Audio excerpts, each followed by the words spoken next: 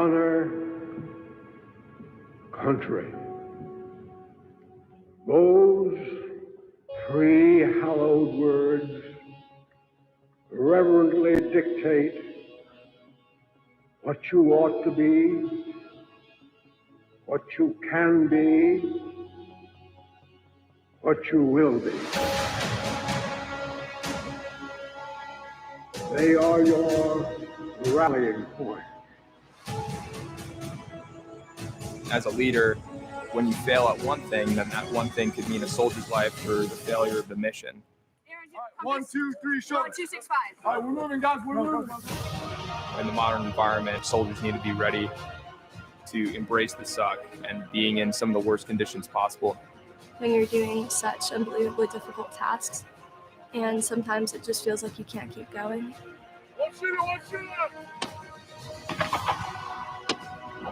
Winning is an attitude. And it's about going out there and attacking the competition. No matter how much you try to game plan it, there's always going to be something you can't account for that you have to overcome. You're exhausted mentally and physically, and you still need to continue to push forward and drive on. Because one day we'll be going into combat with our lives on the line.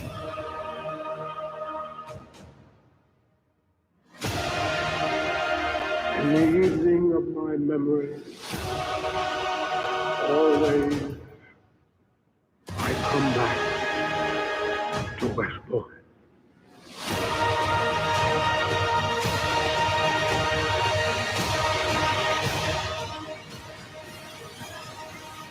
Nothing's given to you at West Point.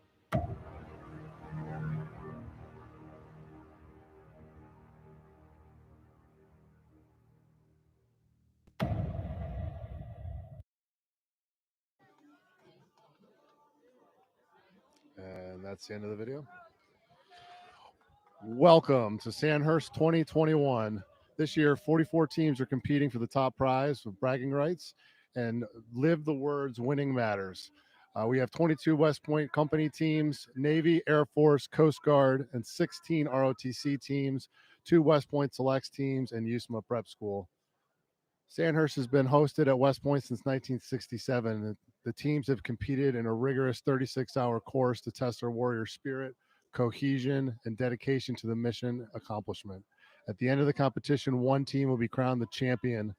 The winner is selected by team performance at the obstacles as well as speed in which they are completed. This year, the championship will be awarded to the Reginald E. Johnson Memorial Plaque, which is a mounted cadet saber. It's named for a Sandhurst competitor who perished during the land navigation phase in 1980. They'll also be presented to the top ROTC team, the top squad leader, along with the lethality award for the best pistol and M4 shooters. The purpose of Sandhurst is to showcase tactical and technical proficiency, leadership, and the abilities to showcase physical prowess, to build relationships across the institutions. During the competition, cadets will need to think rapidly and adapt to success. The competition includes more than a dozen grueling events and will test cadets' ability to communicate, shoot, move, medical tasks, and leadership. The final challenge, which you see in front of you, is the Crucible. This is the test after all of these hours, the last little bit of energy that they have to get through and to finish and to crown a champion. Coming up will be 4 company teams, E2, C2, B2, and F2. They're right now behind me, warming up as they get ready to go out to the lanes. And they're funneling through, and you'll start seeing them come into the camera as we speak.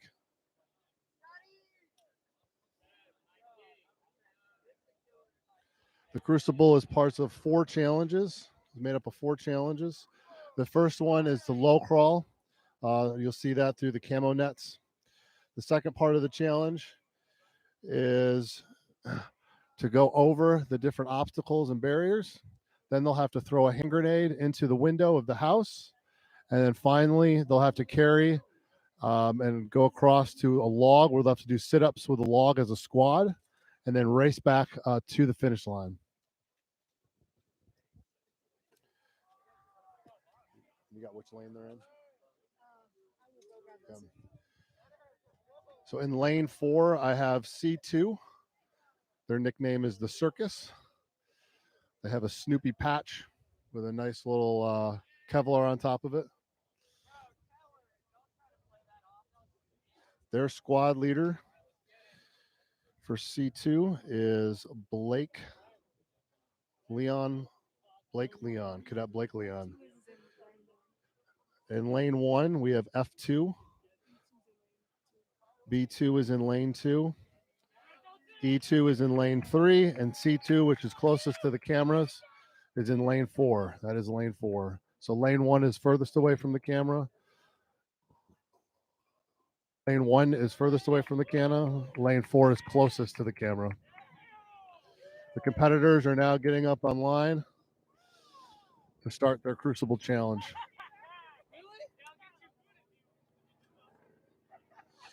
F2's squad leader is Cadet Brian Elwing.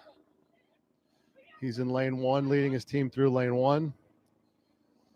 In lane 2, we have B2. They're led by Cadet Fisher Rector. In lane 3, we have F2,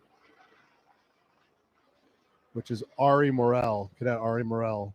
And in lane 4, C2, which is closest to the cameras, we have Cadet Blake Leon. We have thumbs up from the lane. And here we go.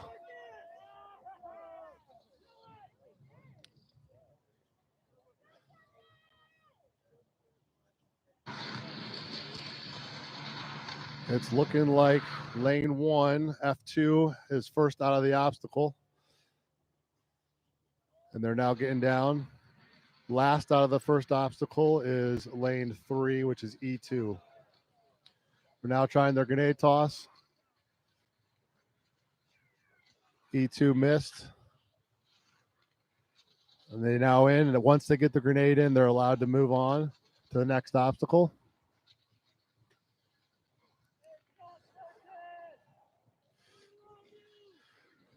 Over the obstacles, they have to take a litter with a roughly about 180-pound mannequin on it to simulate carrying a casualty in combat.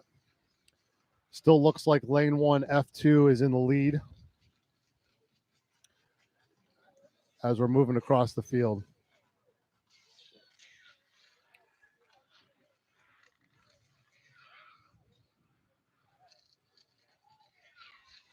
E2 is still trailing behind in lane 3.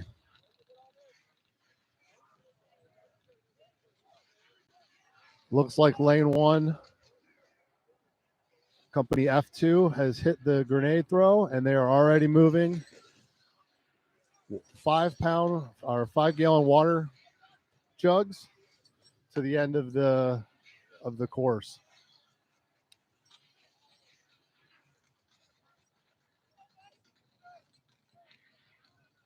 It's like all 4 teams have now completed the grenade throw and are starting to carry those 5-gallon water jugs, their casualty, and ammo cans across the field.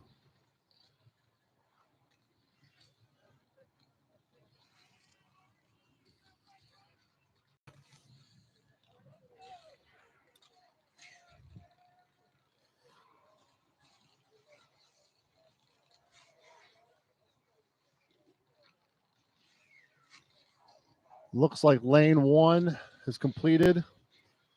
Lane 1, F2, company F2, is doing their log lifts now. Lane 2 is right behind them. That's company B2. Company B2 is doing their log lifts. It's like E2 in lane 3, still a little bit behind. They're just now getting to their log.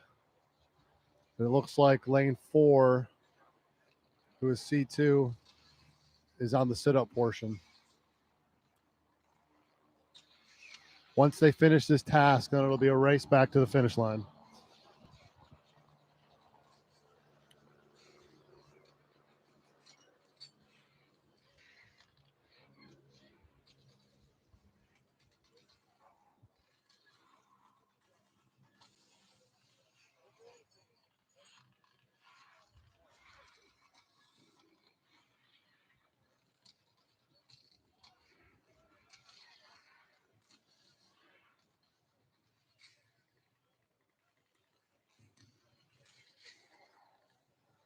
Looks like all lanes are now on the log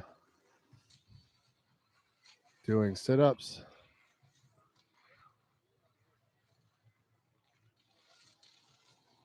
That log is extremely heavy. It looks like lane 1, F2, company F2 has completed their tasks. They're now grabbing their ammo cans, their litter, along with the 5-gallon water jugs. Each one of those water jugs weighs over 41 pounds.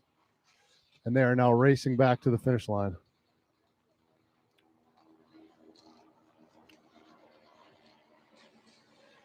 And the helicopter you hear is our wonderful aviation detachment doing a nice flyby.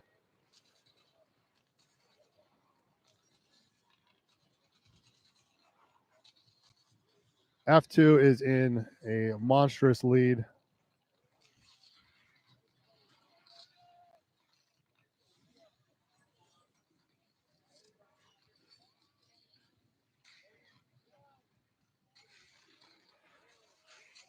They're now finishing.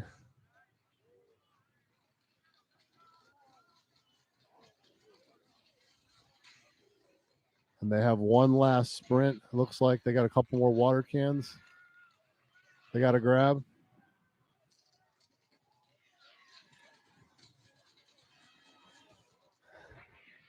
That's fine. You can do it.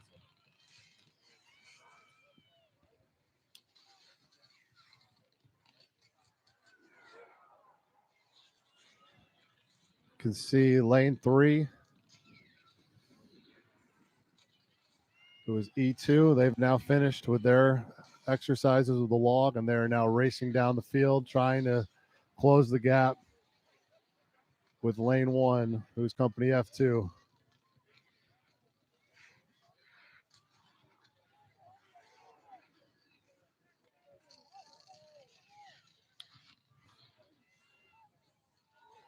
Lane 1 looks like they got the last of their stuff coming across the line. That's F2. Company F2. He's got water leaking out all over him. It looks great. It's a great day of training. And they have finished. They look absolutely smoked. Lane 3 is carrying the last of their gear. Going back for one more lift, it looks like. Lanes 4 and 2 are now just getting their gear. First sets of water jugs and litters and ammo cans across.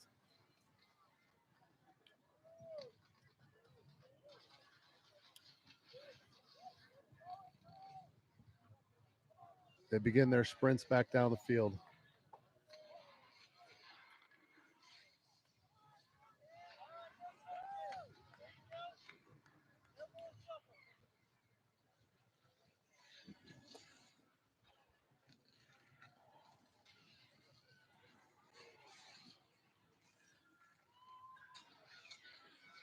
And here comes lane 3. They're having problems with their litter. And here they go. They're bringing their first sets of gear down.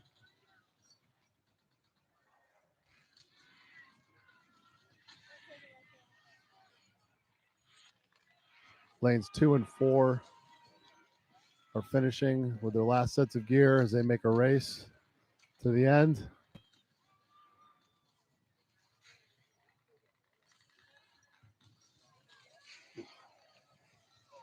Lane 4, that's C2. Looks like they're going to try to finish as a team.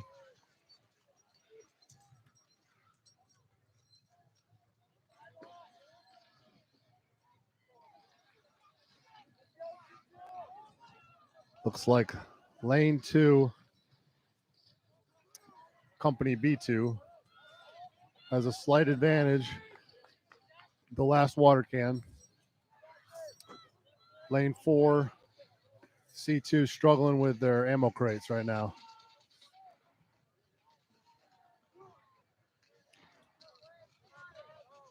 And lane 2 has completed. Now we're only waiting on lane 4. So they're bringing across those ammo cans.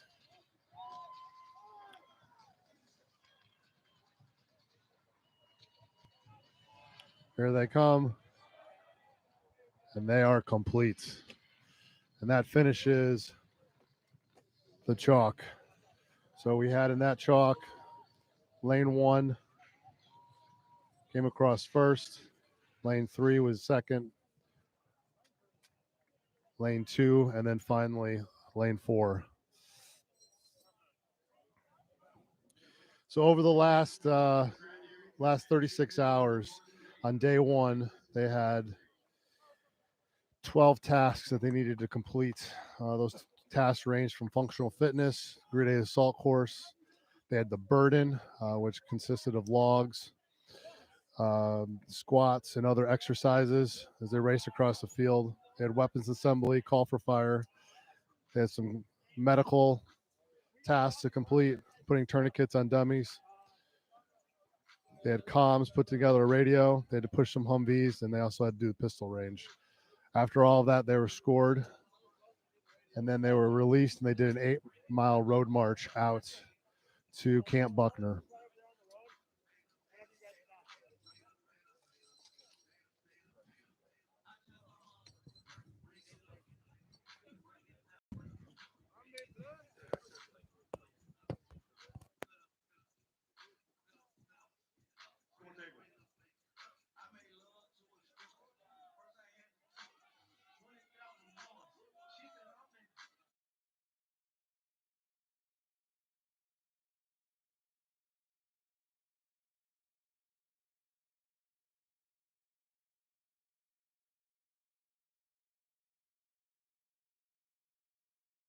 So our team is definitely facing some stiff competition this year, which is a good thing. We look forward to it. It'll definitely encourage us to work harder than the competition itself. It'll motivate us to push ourselves a little bit harder. Our team is just really tight unit. We work really well together, know each other's strengths and weaknesses, and I think we'll definitely be able to capitalize on that. Everybody's gonna have their low point, and being able to look to your left and right and rely on your teammates definitely helps you get through it and definitely helps perform your best. Winning this competition would really mean everything to me and the team as a whole. I've been doing Sandhurst since I was a freshman, and I've been on black and gold since I was a sophomore. So really, me and my teammates have been training for this together. We've all been on the same team for about 3 years now. And it would really just mean a lot to our team and to the academy as a whole to win this year's Sandhurst competition.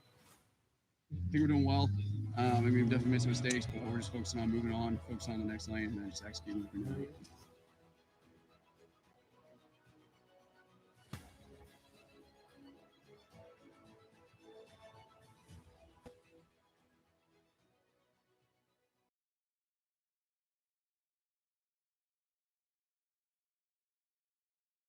The great thing about this team is that we just have so many great people. I really think that Gold has not only a shot, the best shot to win. Winning matters, and that's why I like this team, because the expectation is that we win. It's great competition. I love it. I don't want anyone to do any worse so that we can win. I want everyone to perform at the highest level possible so that we can, hit that next level and say, we didn't win because somebody stumbled. We won because we executed to perfection. We are the best. We've been preparing like the best.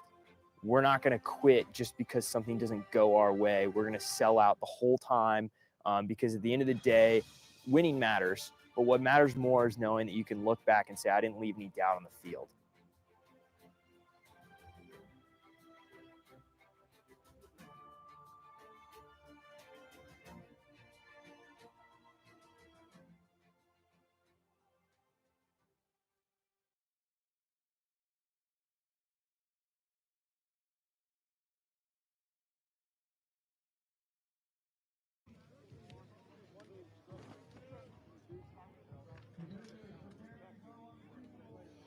Welcome back. I hope you enjoyed those packages.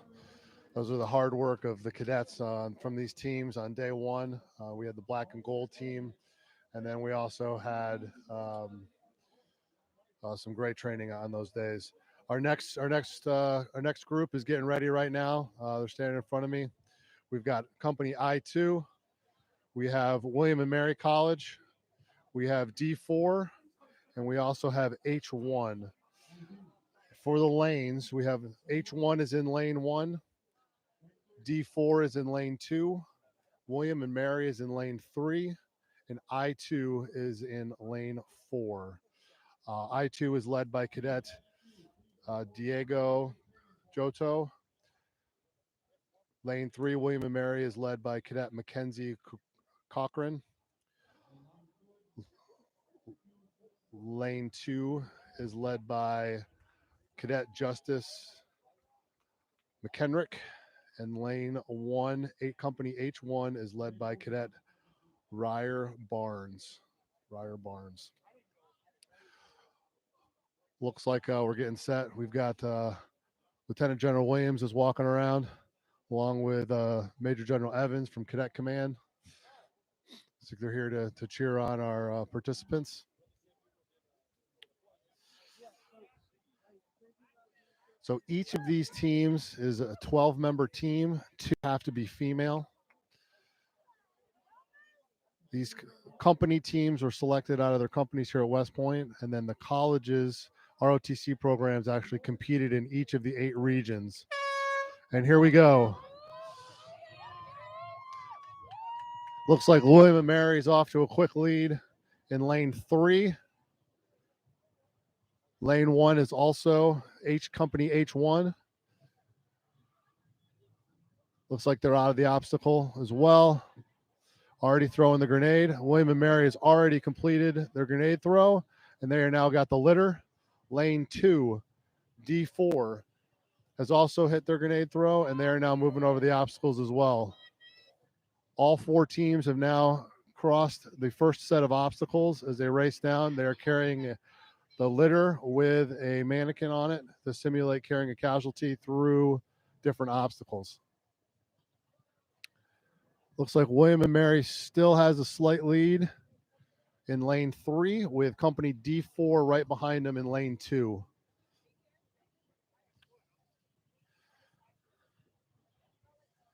Looks like lane 2, company D4 has already hit the target and they're starting to carry their water cans. William and Mary hit their target with the grenade as well. And now they're carrying their water cans and ammo crates down to the end of the Crucible. Lane 4, I2 is also moving on.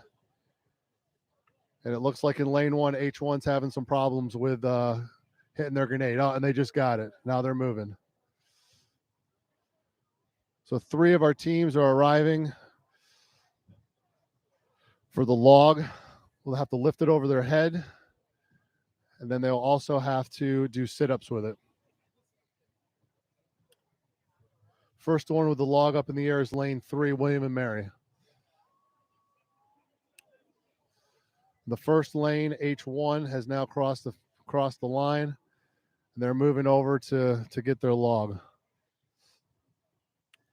It looks like in lane 4, I2's having some problems. They're now getting up and they got their sit-ups going. Lane 2 also, that's company D4. They got their sit-ups going as well. Looks like all 4 teams have now gotten the log and they're doing their exercises.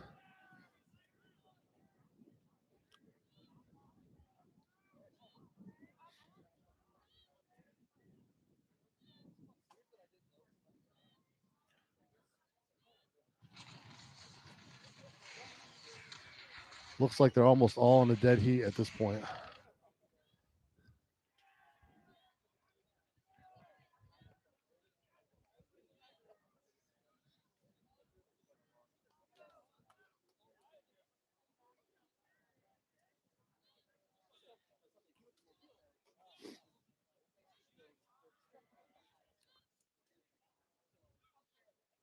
Looks like the first one to finish is lane 3, William and Mary. William and Mary's now picking up their cans, water cans. And they're moving back to the start line. Looks like lane 2 is the next one to complete. Lane 2, that's D4, company D4. They're now moving.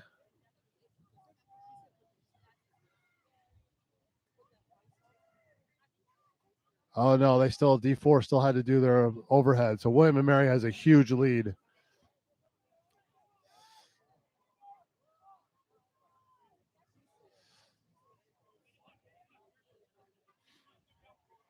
William and Mary is the first ROTC team to come through the Crucible.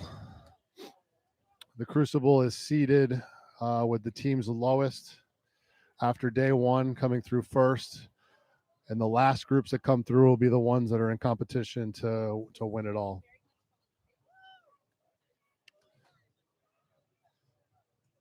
It looks like lane 2, company D4 is now complete, and they are moving their gear back. Draw a line right here. William and Mary's racing back down to get the last of their water cans.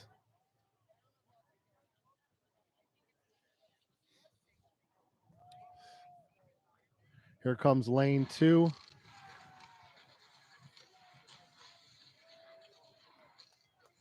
Bringing the first of their gear back to the start line. And they now race back. Lane 4 is now halfway down the field with their gear. That's I2. Looks like they're in a strong third place.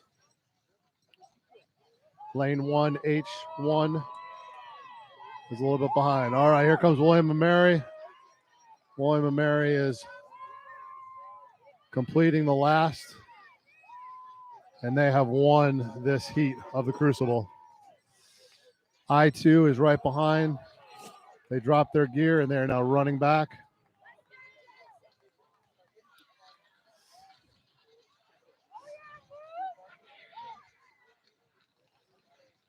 Lane 1, which is company H1, is finishing with their first iteration of water cans and ammo.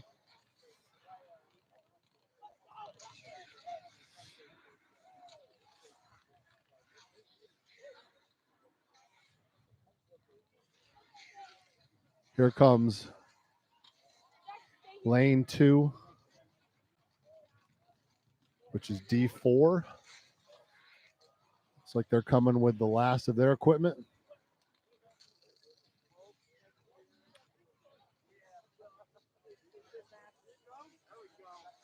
And lane 2, D4 has now completed. They finished second in this heat. Now down to lanes 1 and 4. That's I2 in lane 4, H1 in lane 1. It looks like I2, company I2 in lane 4 is going to complete. And they finish this heat in third. Lane 1, H1 is now completing their last set of ammo and water cans.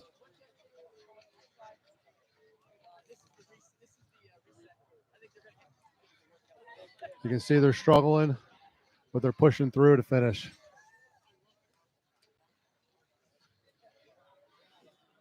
All right, there we go.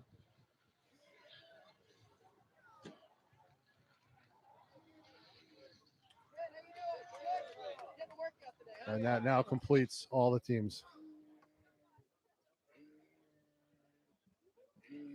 And you can see the moose. You can see the moose on I2. You see, you have CJ's camera. Yeah. The I2 moose.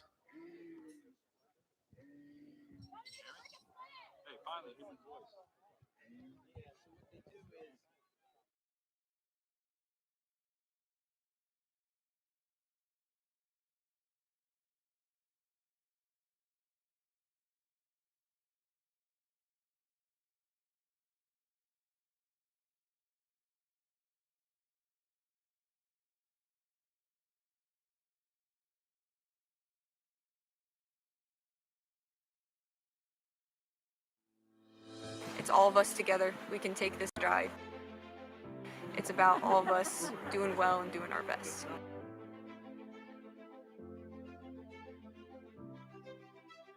Right now, my team is doing TCCC, so Tactical Combat Casualty Care. And so we're going over just how to assess the casualty, how to move a casualty, how to evac a casualty and call a 9 line.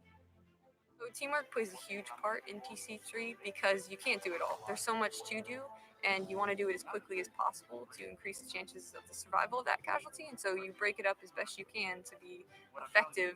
And so that's where teamwork plays the biggest part.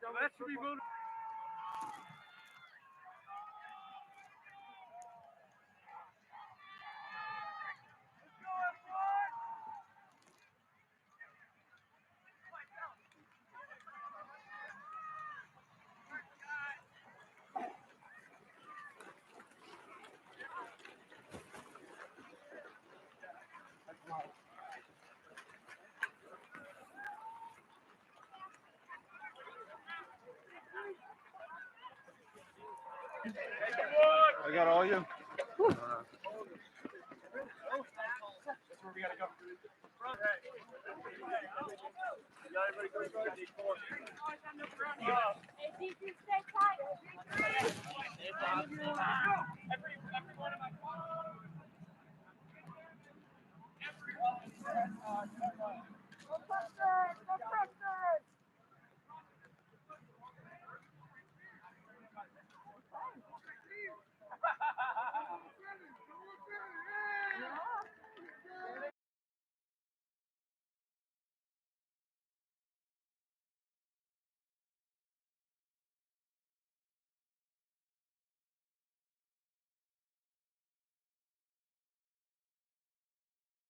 My role in ROTC, I've just been with the Ranger Challenge team as a team leader. So I work directly with the squad leader, and I just help facilitate good quality training.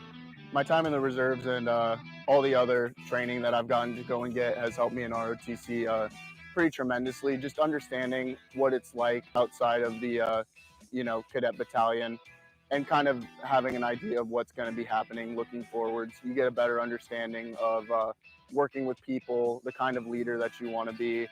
You take a little bit from everybody that you meet.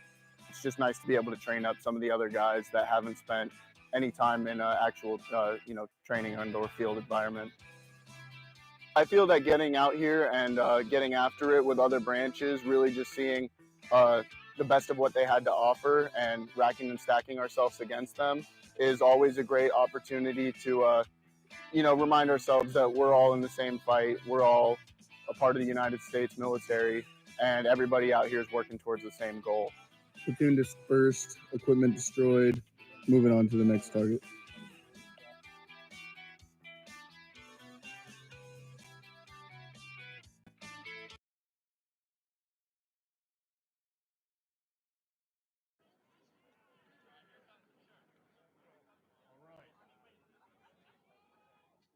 Okay. Welcome back. I hope you enjoyed those packages. They were created over the last day by the team here at West Point and also the Public Affairs Detachment out of Fort Drum, New York, trying to capture all these great cadets as they move through the different lanes and obstacles that they had to compete in here at Sandhurst over the last 36 hours. The groups you're going to see on the field currently, we have Oregon State, we have Coast Guard, we have Company E4, and we have Company H4. Standing right in front of me is Coast Guard. They made the long trip up from Connecticut. Looks like they're ready to go. Also, I want to mention all the teams outside of West Point arrived on Sunday, of this past week. They were all COVID tested upon arrival. They all tested negative. That was one of the requirements before they could compete. And that's why you see the competitors without masks. However, for their safety, all the lane OICs and everyone around has their masks on as well. And we're getting ready to begin. Oregon State is in lane 3. Coast Guard is in lane 4. H1 is in lane 1, and E3 is in lane 2. It looks like lane 1 and 3. So Oregon State and H1 have made it out. And lane 2 just hit their grenade throw already. That's E3, and they are already moving across the obstacles. Coast Guard has thrown their grenade in, and they are moving as well, along with Oregon State. Lane 1, H1 is a little bit behind.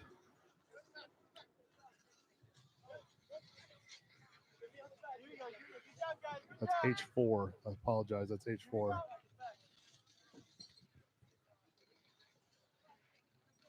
Three of the 4 teams have now reached the grenade throw. Oregon has missed long and a little bit outside. They've thrown their 3 grenades, and now they're moving. Lane 2, who is E3. They're also moving the final group, carrying their ammo, water cans across the finish line. Coast Guard and H4 have now completed their grenade throw as well. They are now moving their equipment. It consists of water cans full, 5-gallon water cans full, about 40 pounds each. We have ammo boxes, Humvee tow chains, and a litter with a casualty on it. Looks like lanes Oregon State in lane 3 and E3 in lane 2 are neck and neck. They are now doing the sit-ups with the log telephone pole. Coast Guard in lane 4 is now mounting and getting underneath the log to be able to do their sit-ups. Lane 1, H4 has just moved, and they're now starting their sit-ups as well. Still looks like it's a tight competition between Oregon State and E3, company E3 here from West Point. Oregon State is actually one of the oldest ROTC programs. They started in 1872. They fully became, and I think this is a Oregon thing, and many people here will disagree. Many in Oregon State are considered initially the West Point of the West Coast. Looks like Oregon State may have a slight lead on E2 as they're finishing their sit-ups on E3. E3 is the first up to do the log lift. Oregon State is right behind them. They are now also lifting. Coast Guard in lane 4 and H4 in lane 1 are still doing their sit-ups. It is still tight between Oregon State and E3. Oregon State squad leader is Eric Messenger. E3 squad leader is Cadet Caldwell Bryan.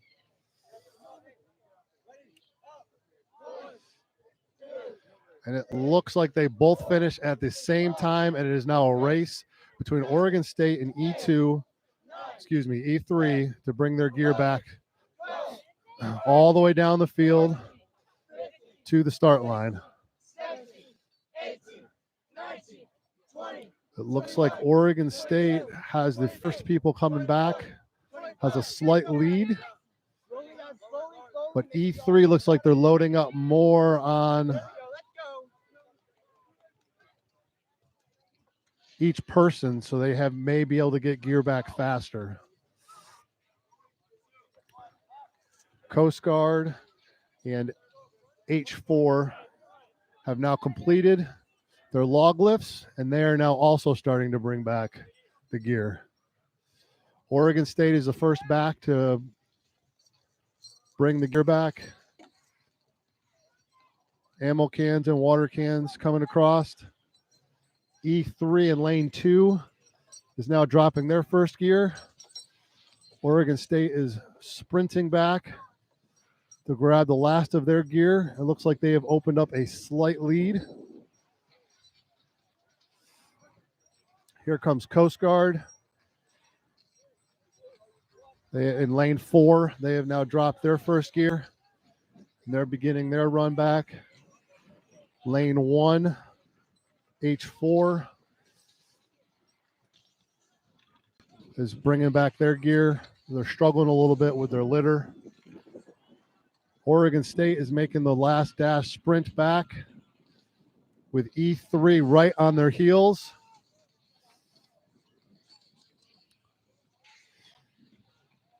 It looks like Oregon State is going to be able to get the rest of the gear on this run. And it looks like they are going to, E3 is catching back up. It is going to be really tight between lane 2, E3, and lane 3, Oregon State.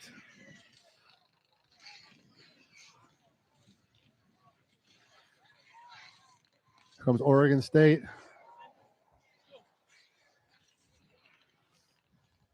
Comes E3, is pushing hard. It is really tight. It is going to be a photo finish between E3 and Oregon State. And it looks like E3 just squeezed past Oregon State. And it's going to have to come down to the official scoring on that one. E3 and Oregon State finish in a dead heat out of this grouping. Coast Guard showing great teamwork, trying to finish out.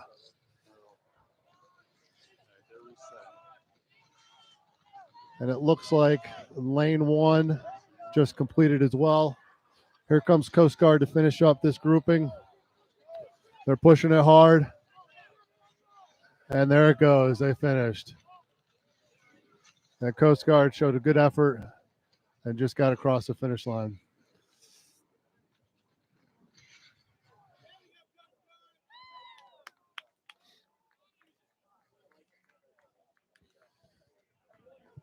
It is a slight rain. It started to fall here because it is April at West Point. And of course, we have to have rain or it's not any fun and we ain't training.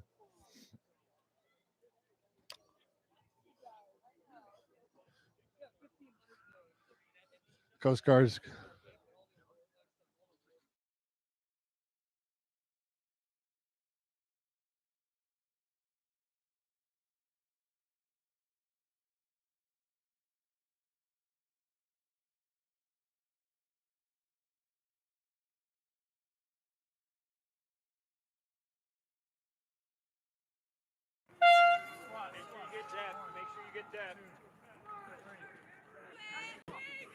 Cross the line, you're good.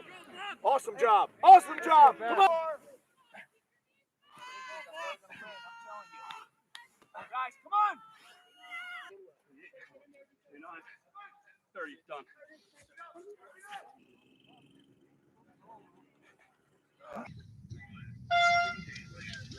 Oh, mother.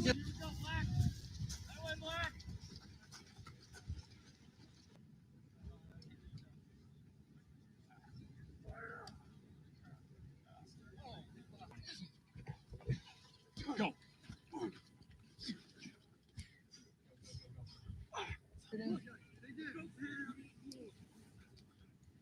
Let's go. Let's go. Let's go. Let's go. There you go. There you go. Come on, Taylor. Come on. Hey, all the way across. Keep pushing. There you go. Let's go.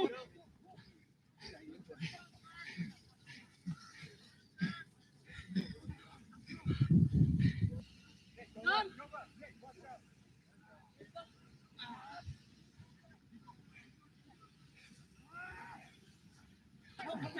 One. Let him up.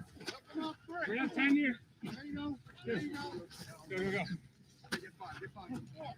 There you go. There you go. There it is. Get up. Yeah.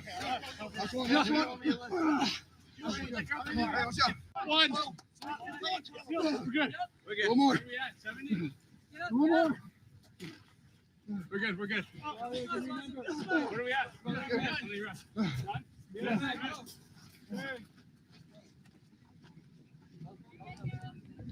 Let's go. Yeah, Brendan, you're flying. There you go, Brendan. One more.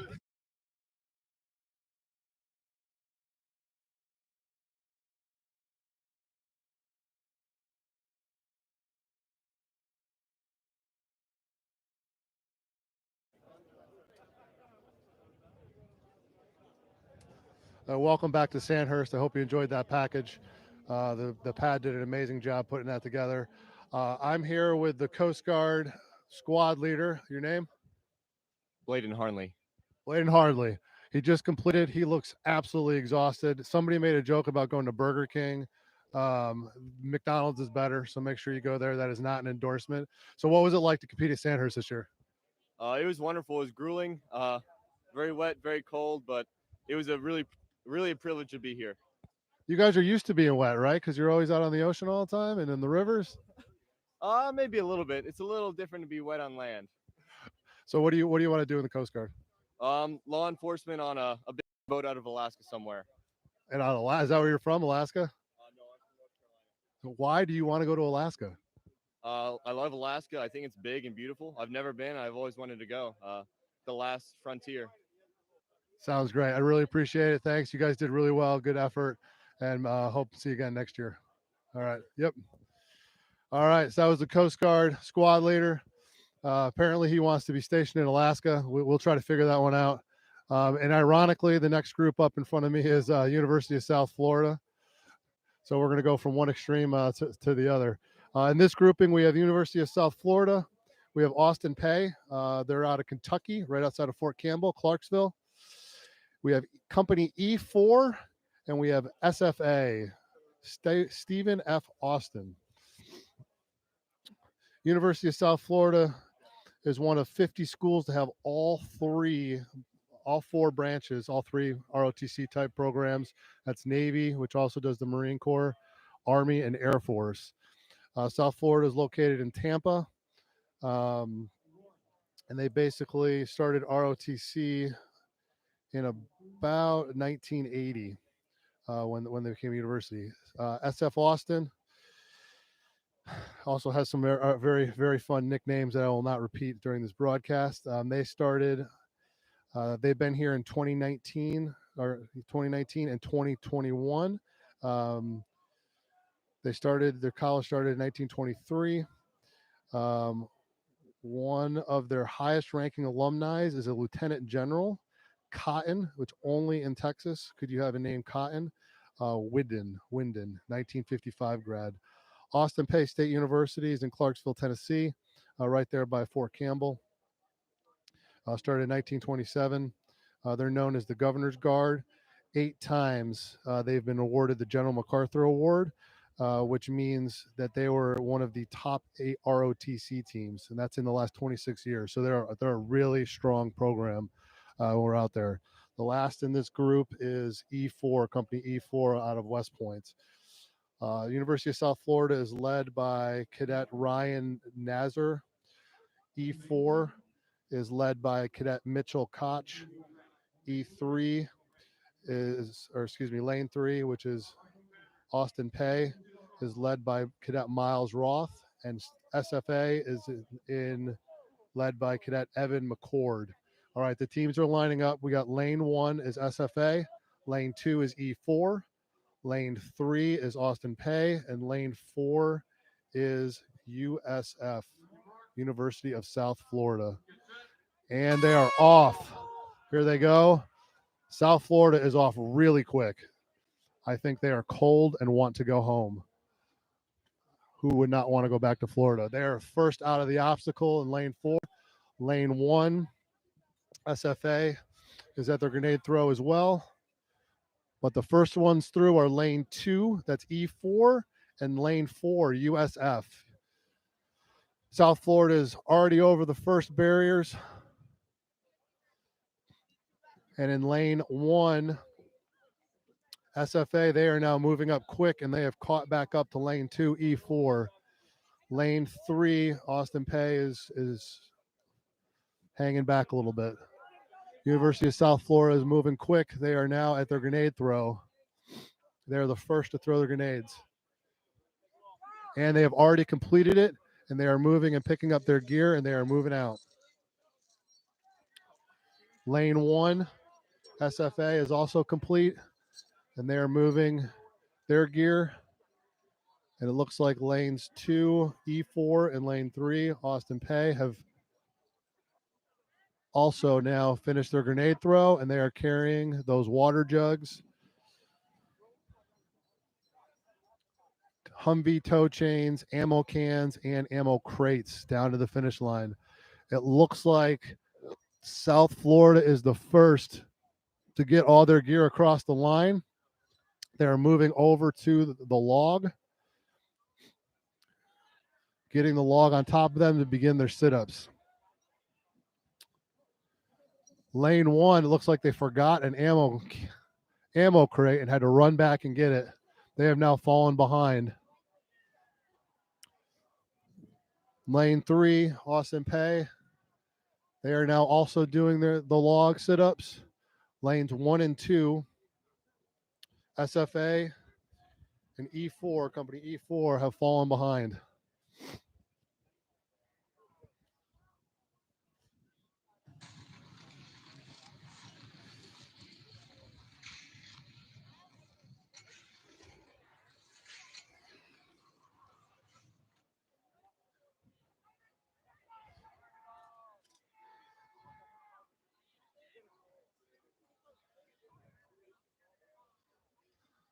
We still have a slight drizzle coming down as the teams are doing their log sit-ups. Still looks like South Florida has the lead with lane 2, company E4, right behind them. And South Florida is the first to finish. They are now getting that log up for the log lift. Lane 2, E4 is also completed, and they are now getting the log up for their log lift. They're slightly behind.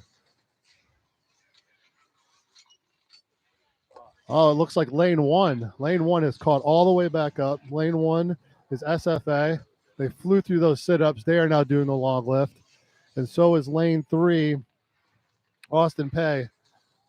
They have now passed lane 2. Lane 2 looks like it's having trouble with the sit-ups. South Florida has completed their log lift already, and they are now racing down with the cans. SFA has caught all the way back up, and they are now racing with their equipment back down. Looks like water cans first with the litter. Oh, South Florida has used a different technique that I haven't seen today. They have one person bringing cans halfway while the rest of the team runs all the way. So that way they can try to speed up bringing those water cans. Each one weighs 40 pounds down across the line. Lane 3, Austin Pay, is complete, and they are now getting their gear and equipment down. Lane 2, E4, is still doing the log lift. They are struggling, but they are pushing the effort, and they're going to push through. South Florida is looking really good with lane 1, SFA, going back to get what looks like some of the final gear.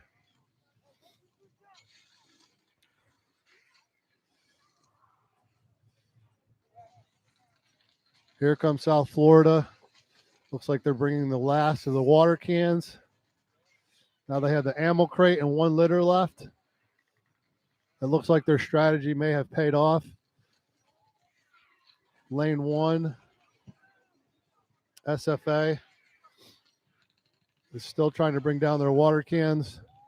Lane 2, E4 is now bringing their first of equipment across.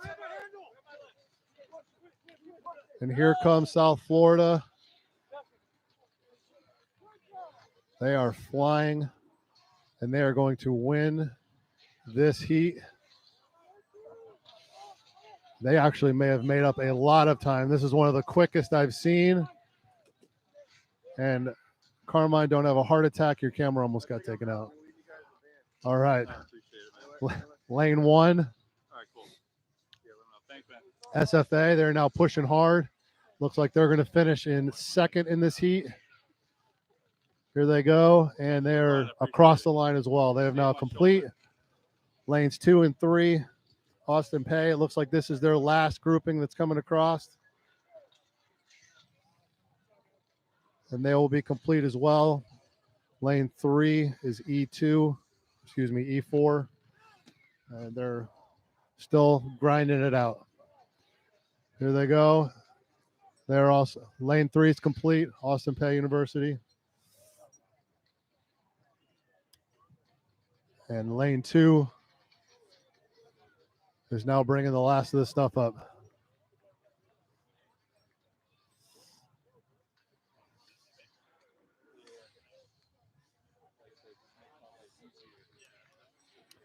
And here comes that last group.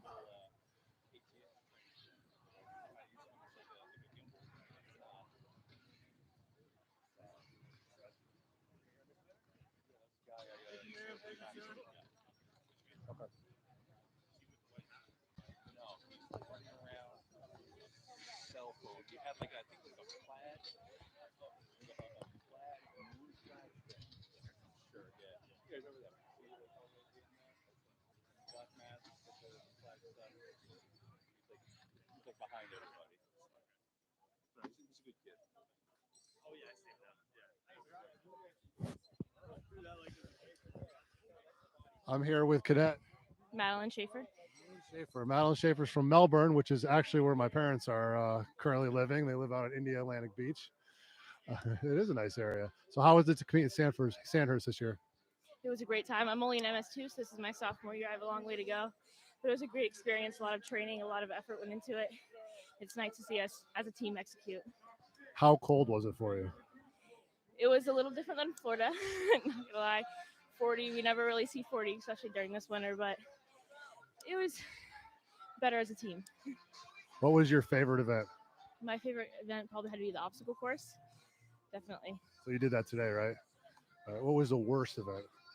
Worst event, I'd probably say either the gas mask run, got really hot that mask, or probably the burden. March, that was an experience yesterday. It was sucking it out as a team. So there are absolutely no hills in Florida. So how did you guys train for the hills of West Point? Unfortunately, we didn't train enough for the hills, so that was a leg burner.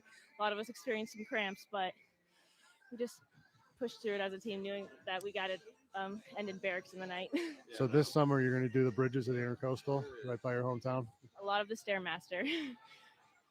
All right, thanks. You guys did great. I really appreciate your time. And if you have anything you want to say to your family? Go Bulls. Thank you very much. Go ahead, Michelle. You cut it.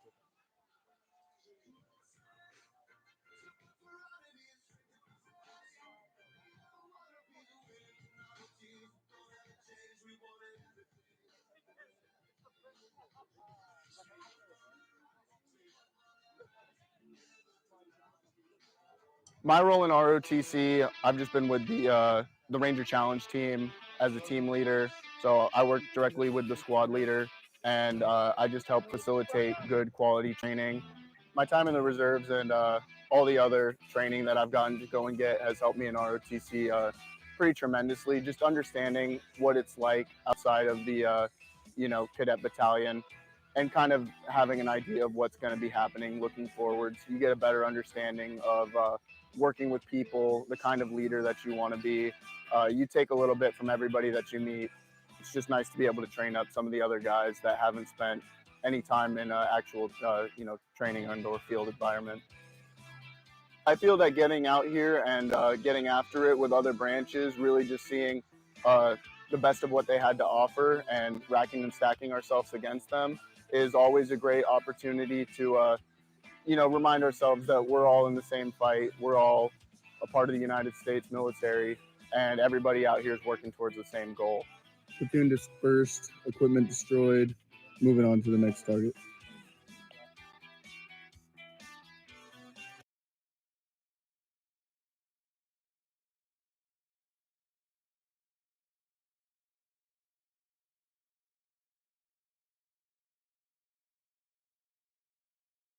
One, the second event is the barbed wire high crawl. So crawl through, that's easy. The third one is the prone throw. Hey, mask on? Yeah. Nick? I think so. What are you doing, man? Oh, Jason.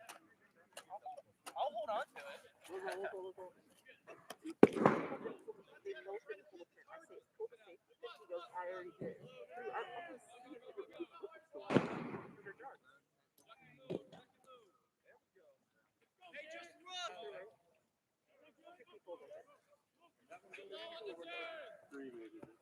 Yes, but two were dark, right?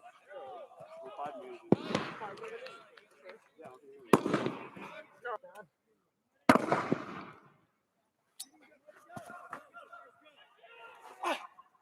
We like that. See you next game.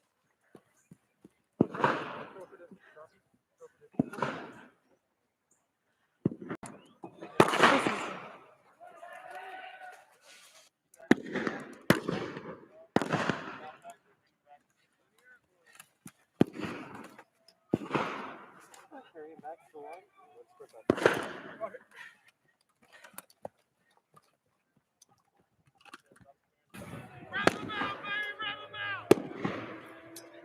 Bring out.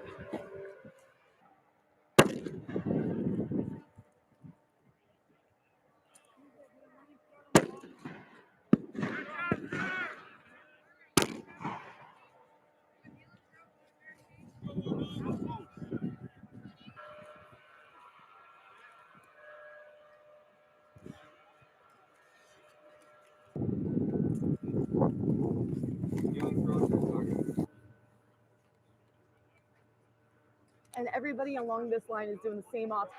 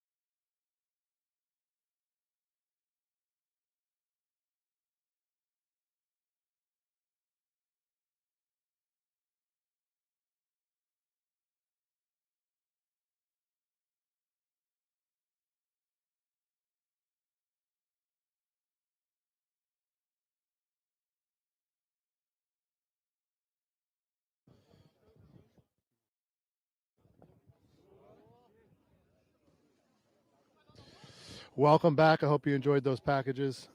University of South Florida did a great showing this year, and they gave all their effort that they had. They did not once complain about being cold. I tried to get them to, and they just said that they sucked it up, and they are going to adjust their training regimen next year to try to add some more hills in, so they can place better. All right, so here's the teams we got for this iteration here. We have Slippery Rock in lane 4. They're based out of Pennsylvania. We have G4 in lane 1. We have G3 in lane 2, and lane 3, excuse me. And we have E1 in lane 2. So that's lane 1. That's the furthest lane away from the camera angles. That is E4, G4, excuse me. In lane 2, we have E1. In lane 3, we have G3. And in lane 4, we have Slippery Rock. Slippery Rock University started, and here we go. First of the obstacle looked like lane 2, E1.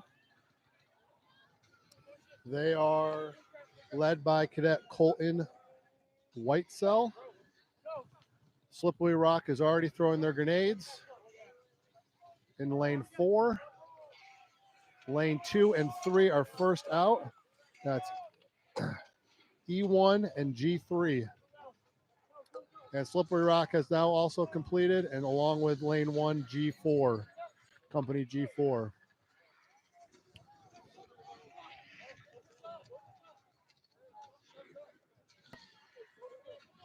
Here they are moving across the obstacles.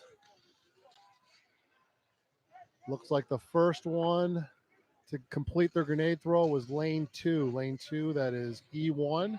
E1 is pulled out in the lead.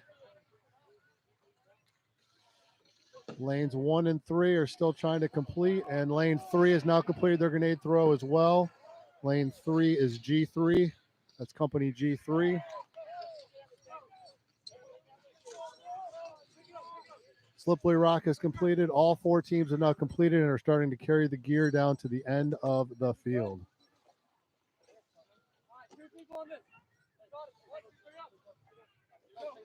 Slippery Rock is a relatively new program. They became a official own ROTC program in 2000. So they're only about 21 years old. Slippery Rock was established in 1960, and their most famous alumni is Lee Iacocca.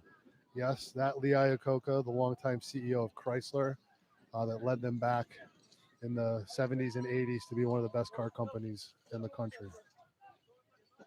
Looks like the first one to the log lift is lane 2. Lane 2 is E1, company E1.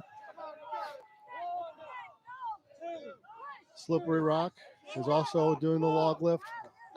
All 3 lanes, it looks like. All 4 lanes are on some sort of exercise with the log. Lane 1 is G4. They're led by Cadet William Caldwell.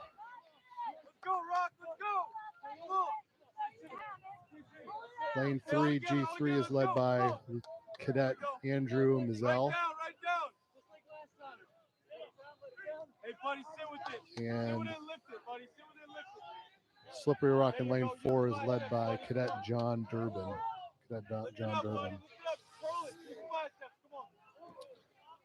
Those of you from Pennsylvania also know that Slippery Rock has about 8,000 students, so it's a decent sized college. It looks like all the teams are doing these sit-ups now with the log, the far end of the field.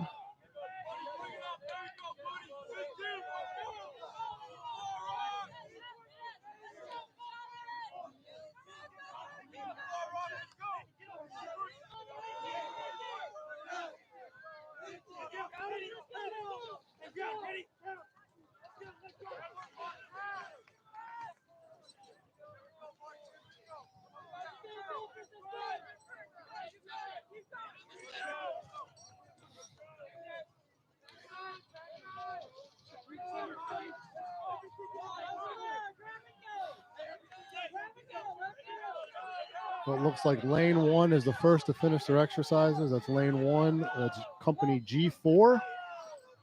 They have now started. And lane 3, company G3, is also started with their equipment carry all the way back to the start line. It looks like now all 4 teams have completed their exercises. Slippery Rock has also began to carry along with E1. They're getting everything across the line.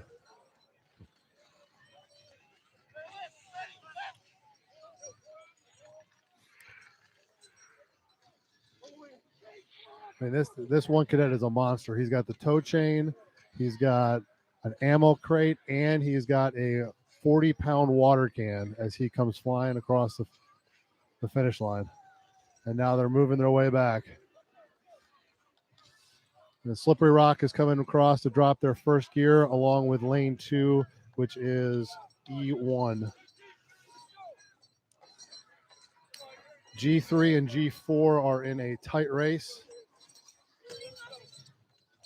It is anybody's game for them. Slippery Rock has dropped their water cans. They're dropping their tow chains.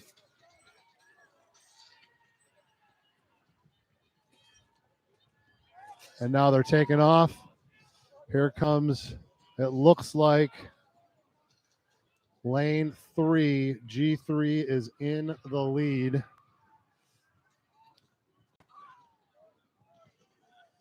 And lane 1, G4, is right behind them.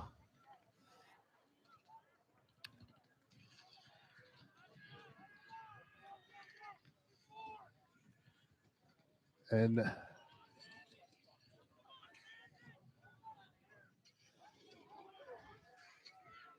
they might beat them. It is a tight race between lane 1 and 3. They're running. It's going to be a photo finish. Oh, I think lane 3 won. Lane 3, that's G3 and G4, was a photo finish in this heat. It looks like from my eye, it looked like lane 3 finished first. Lane 2, E1 is now finishing up. And here comes Slippery Rock with the last of their gear. They put in a really good effort. And they are all the way in and across. They are now finished and complete. There's a lot of panting. You can see a lot of effort. And they have now completed their Sandhurst competition.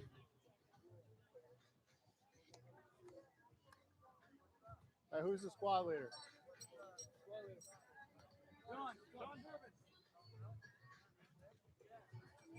What's your name?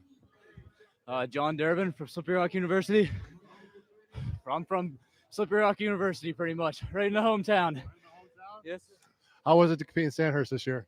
Oh, it was awesome. Pushed myself and my team harder than they've ever pushed before, honestly. You guys qualified like 4 weeks ago, wasn't it? Like because of COVID and everything, 2 weeks ago? Yes, sir. We had approximately 3 weeks to train up, and one of those weeks was spent in the barracks over there at Natural Lake. That is crazy. You guys did really well for that. What was your best? What do you think was the best obstacle for your team?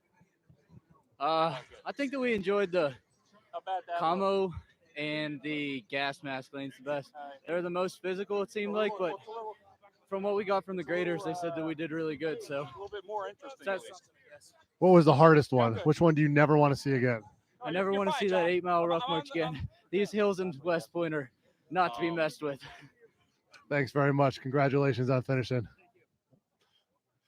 And that finishes the next heat. We're going to roll in a highlight package, and then we'll be back with the next 4 set of teams.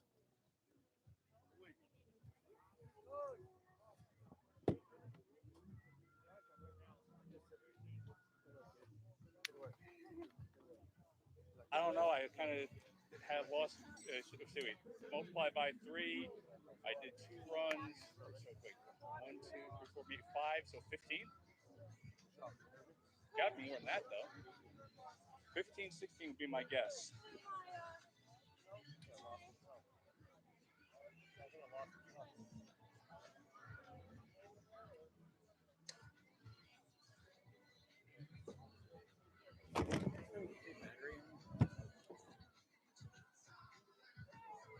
Oh, okay.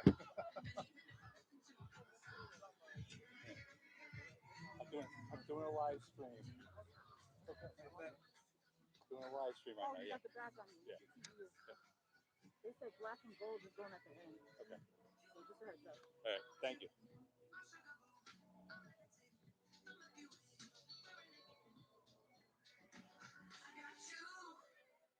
All right. Niall just told me black and gold was going at the end. Make sure I know which ones they actually are so I can actually follow them. Because I know we've been trying to get them all day, and I don't think we've got them yet. If some way someone can give me a heads up. Do you want to stay on the line with me, or are you guys doing other stuff?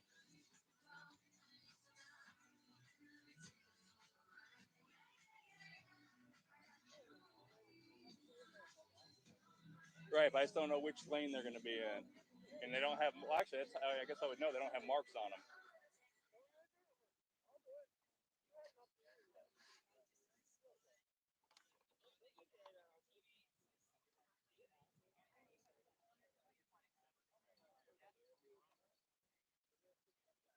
Okay, Chalk 7. Enter the Crucible. Move to your lanes. Yeah, Chalk 7. Whatever that means.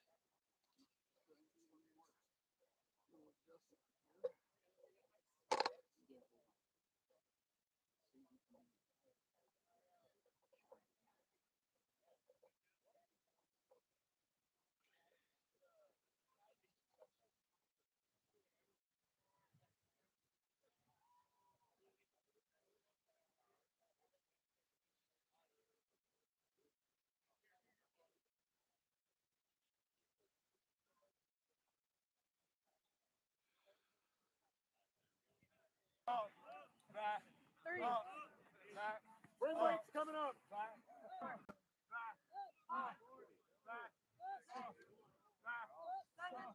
Come on, Ubi.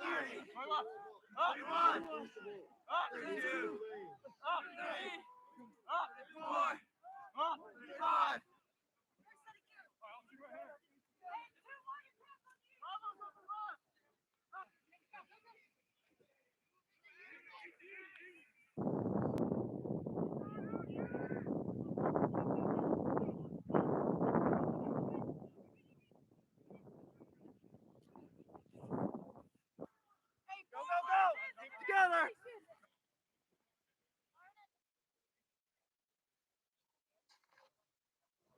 Okay, 1, 2, 3, 4, 5, 6, 7. Okay.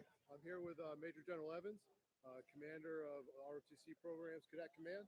And sir, what's it like to be here at West Point watching your teams compete? Well, it's always a privilege for us to come up here to West Point and compete in Sandhurst with all the teams from the academy. West Point itself is such a huge part of our culture, of our tradition in the Army. Most of our ROTC cadets have never been here, never had an opportunity to see the campus or experience the culture. So that's a great exchange. And then to be up here and to compete against the teams that West Point fields for Sandhurst, pretty cool. That's right. I saw that. It looks like BYU may actually have a chance today. So I'm not going to tip the hand about who's ahead to anybody, but I will tell you, our kids come to compete. They want to be serious competitors, and they've shown up for this competition. Yeah, so West Point has an advantage in that they can kind of bring everybody together and lock them down, right? And I talked to the Soup about that, and I think they did that with a lot of success this year, and that protected this formation. A little bit harder for us with 274 host programs that service about 900 colleges and universities across the country. Every part of the country is a little bit different, so it's been a real challenge for us this year. But I'll tell you, our professors of military science, our cadets, our administrators at the colleges have worked very hard so that our future Army officers can train and that they can do stuff like this.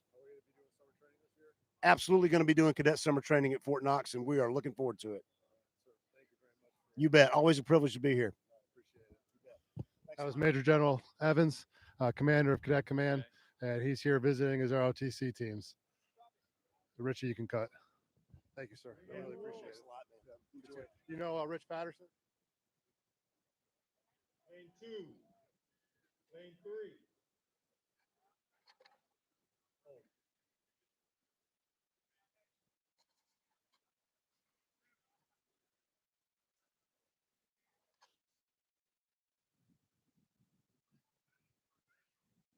It's all good.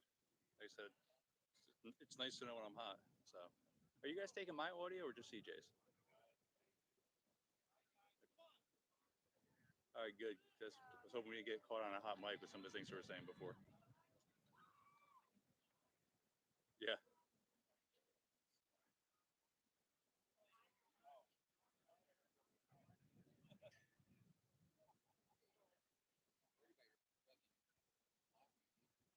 Yeah, how much?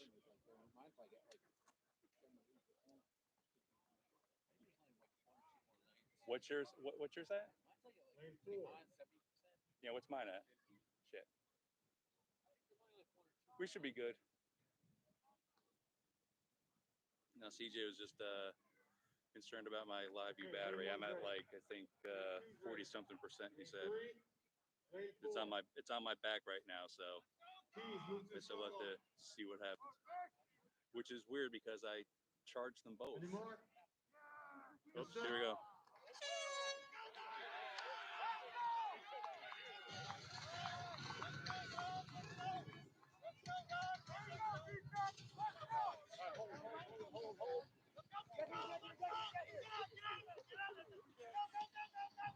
Let me know when it's hot. All right. That was Major General Evans again, commander of Cadet Command. We have started the next iteration. This group is Lehigh, Marquette, D1, and company D3 in it. Lane 1 is D3, lane 2 is Marquette, lane 3 is D1, and Lehigh is closest to you, viewers at home, in lane 4. It looks like lane 2, Marquette, is absolutely crushing this course right now. They are already carrying their stuff down to the end. This is the fastest I think I've seen so far today. This is the 6th iteration of the Crucible. They have carried their stuff down. Oh, it looks like one of their water cans was not across the line yet. So they dropped their gear too early, which is allowing lane 1, D3, to catch back up to Marquette. They've now got their gear across, and they are moving over to the log. Lane 4 and lane 3. So Lehigh and D1 are carrying their gear down. Lane 1 D3 has also moved over to the log. They have chosen to do the log lift first. Lane 2, Marquette, has chosen to do the sit-ups first. So this is one of those tactical leader decisions, kind of what your team is good at, how you think what they need. Do they need rest in their legs first? Lehigh has now carried their last of the gear across, and they have also chosen to go with the sit-up first. Lane 3, which is company D1, they are doing the sit-ups with the log as well.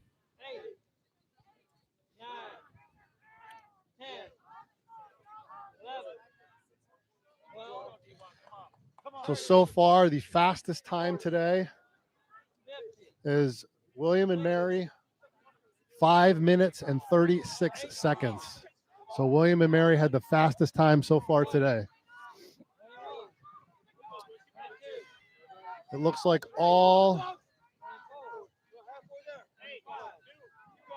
Marquette has now finished their lift and they have moved to the sit-ups.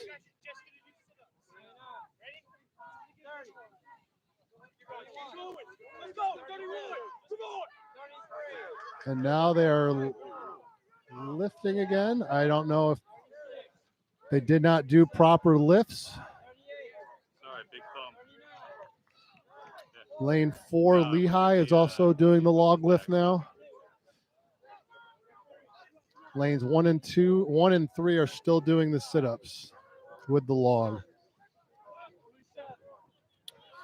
Marquette is the Golden Eagles. They're a private Jesuit school in Milwaukee, Wisconsin. One of their seniors, Matthew Oldendorf, said, and also the team captain, said that advancing the 2020 Sandhurst competition is sweet. It's the last hua to his senior year with ROTC at Marquette. Lehigh is a private school in Bethlehem, Pennsylvania. It was established in 1865. Lehigh's most notable rivalry in sports is Lafayette College. They played the rivalry game, which has been 150 years. First two to cross are lane 2 and 4. So Lehigh is caught back up. Marquette and Lehigh are now competing to try to finish first in this heat.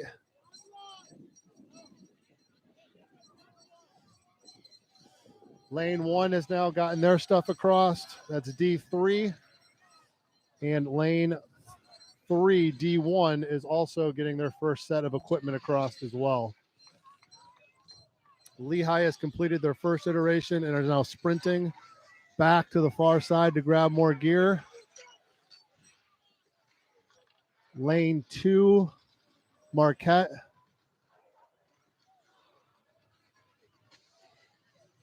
Is moving their ammo cans along with some ammo crates. Lane 3, D1 has their tow chains across. Here comes Lehigh and Marquette. Lehigh is one big group with all those water cans. Each 5-gallon water can weighs about 40 pounds. Here comes Marquette. And here comes Lehigh.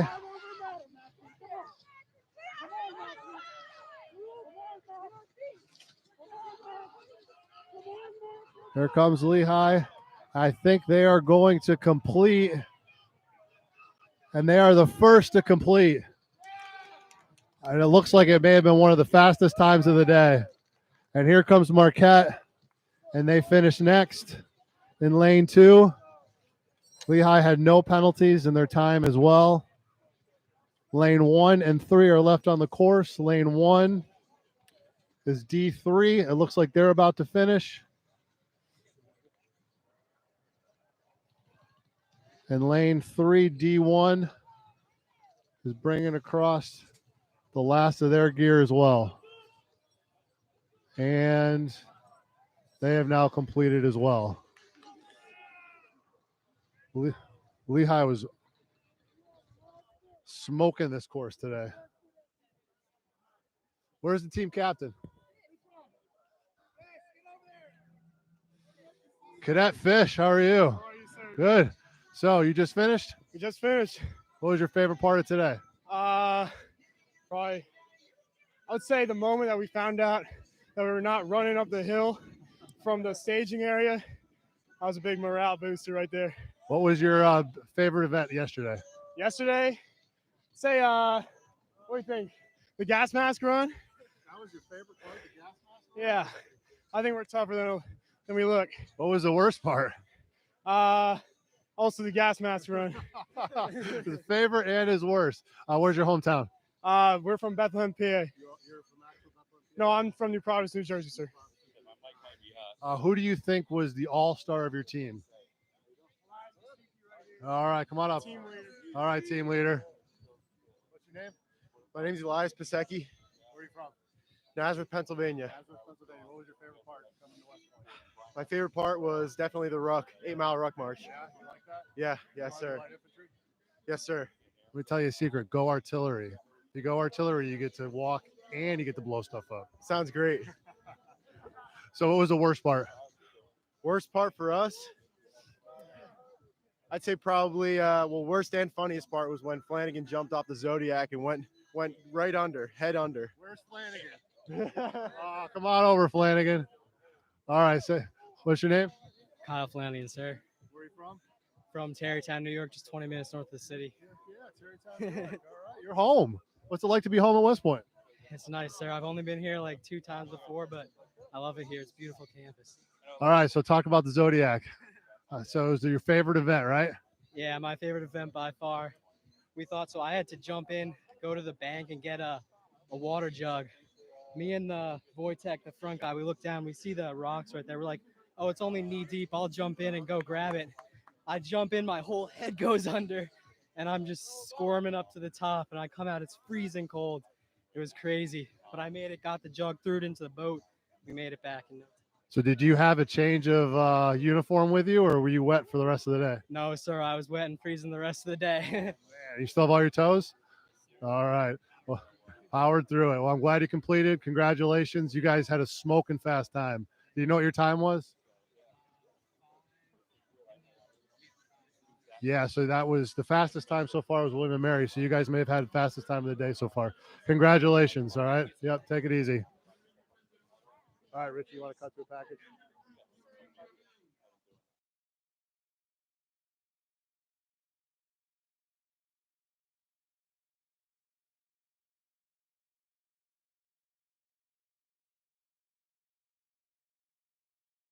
Your lane walker will then give you the go. From that point, this whole event is based on time, all right? So your team is going to carry your Zodiac about 100 yards. Everything else should be returned to standard. Be careful getting in and out of the boat, and on the far end, the rocks are slippery. Is it there back? And then there back? Give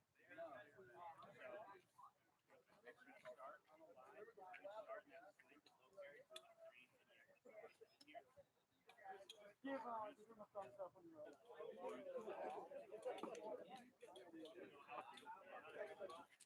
Now knowing you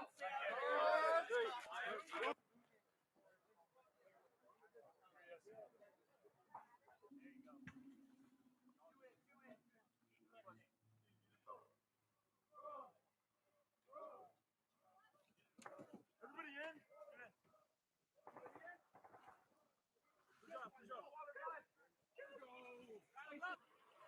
Go, boys.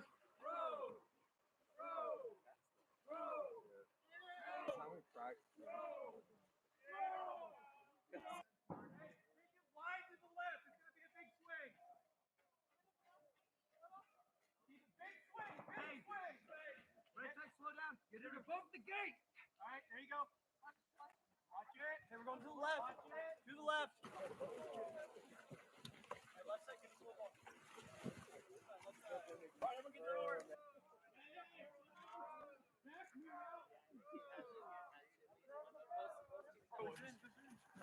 Jump in, jump in.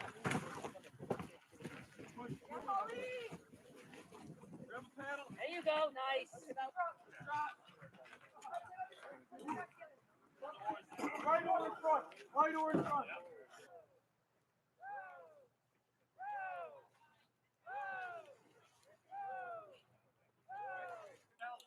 Hey, clap it down. Clap it down. That was fine. Countdown to high carry, guys. All right, you guys ready? 3, 2, 1, go. High carry. It's on shore. Row! Row! Strong right. Row! Row! Row! Stay there. No, you good. You good. Turn around a little bit. Yep, I got it. Roger. Get ready, get ready, get ready. Yep.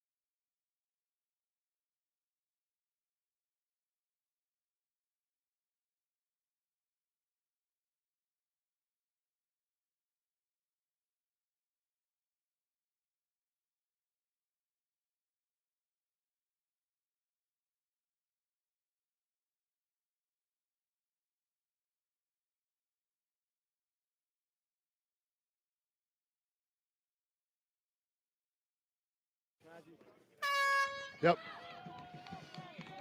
All right, welcome back. We just kicked off. We got Navy in lane 1.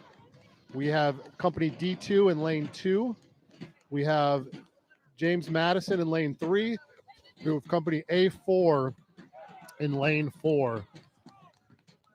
Looks like all the teams have already completed their grenade throw. They are smoking. They are motivated.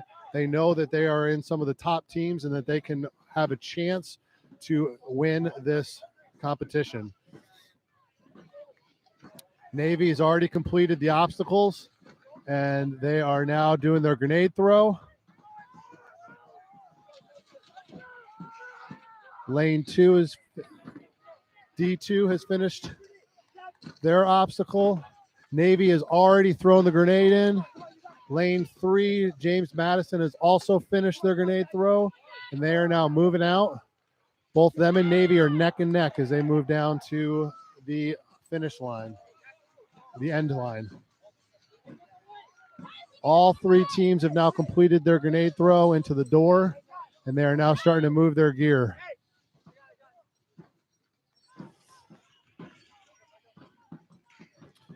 Lane 4, A4 is struggling a little bit with the crates, but now it looks like they've got a plan and they're moving out. Navy and James Madison have already moved over to the log. It looks like they are both picking to go with sit-ups first.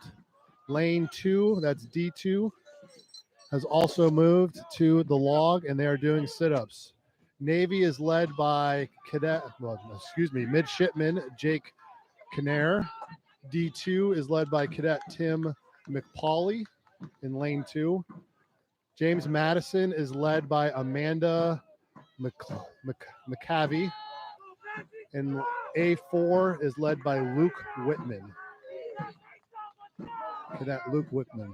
They are now all doing their sit-ups. Navy, as you know, lost the Army-Navy game this year, and they will again lose it next year. This year, the game was played here at West Point for the first time since World War II.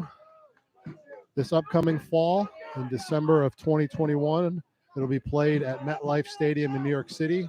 Tickets have already gone on sale, so if you haven't bought them yet, I would buy them now. It's also the 9/11 20-year anniversary. And they'll be honoring different aspects of 9/11, the firefighters and first responders from New York City on that day 20 years ago. Looks like Navy and JMU have both moved to lifting the log.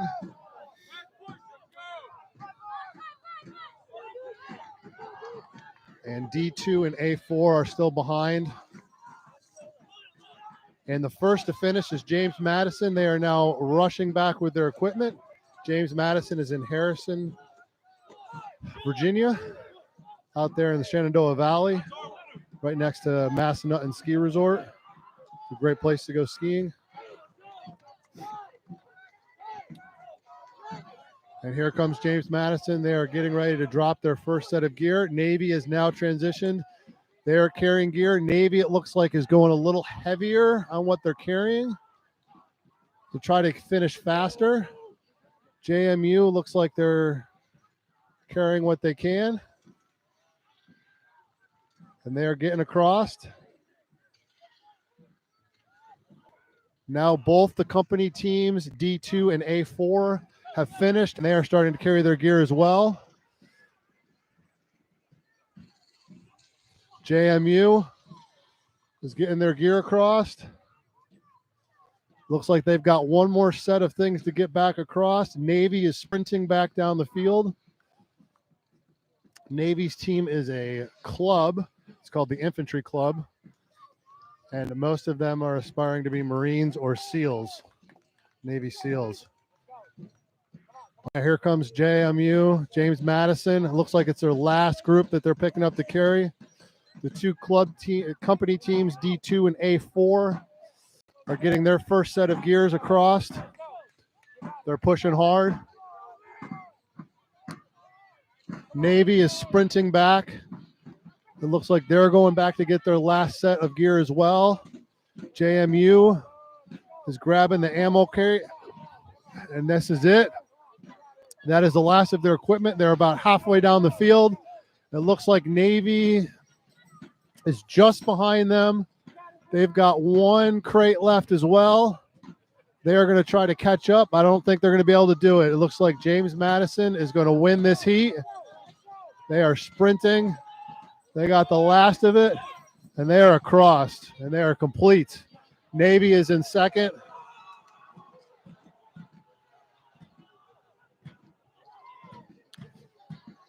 Here comes Navy.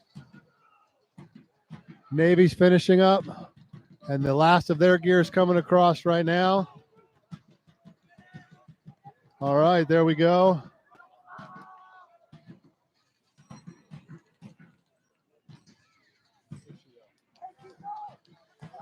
And our last two company teams, D2 and A4.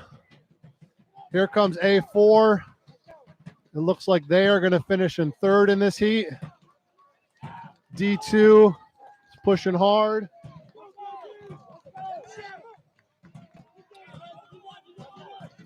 And they get across, and they have now completed as well. Can you ask JMU, the cadet, see if the cadet captain to come over? And the last of the company teams has just completed. We're waiting now. I'm trying to get the James Madison captain to come over.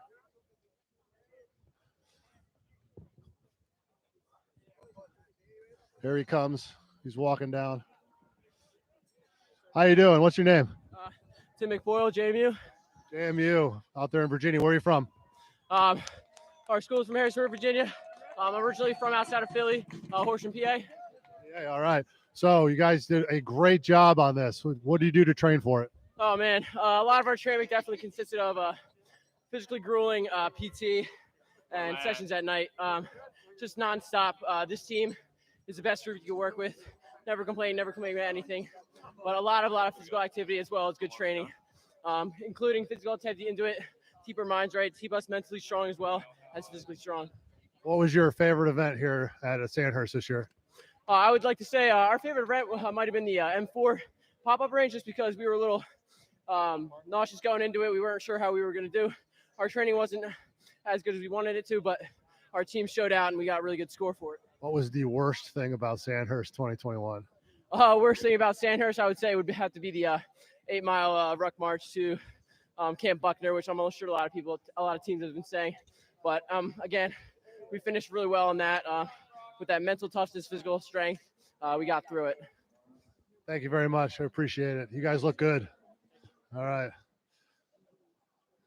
Company A. A4, come here. Where are you from? Louisiana. Hour north of New Orleans. Yes, sir. No, not in the middle of nowhere. A little bit a couple hours east of there. So what was your favorite part of Sandhurst? It's always shooting. Love to shoot. Yes, sir. We did pretty good. From what I hear, we got second among everyone, so we're pretty excited. What was the worst part of Sandhurst? Definitely the running. Running always sucks, sir. And what was your, you said shooting. What was the hardest event for you think, besides running? Definitely the ruck. Yes, sir. How much time did you guys have to train? Were you one of the teams that qualified in the fall, or were you like a team that got asked here in the last couple of weeks? We qualified in this fall, sir, so we've been preparing for since then and before then as well. Do you think your team did well? I think we did very well, yes, sir. Yes, sir. Appreciate it. All right. So right before I go into the next package, the fastest team, JMU, just has the fastest time. What was it? 5 minutes and 32 seconds. So JMU now is the standard bearer, 5 minutes and 32 seconds.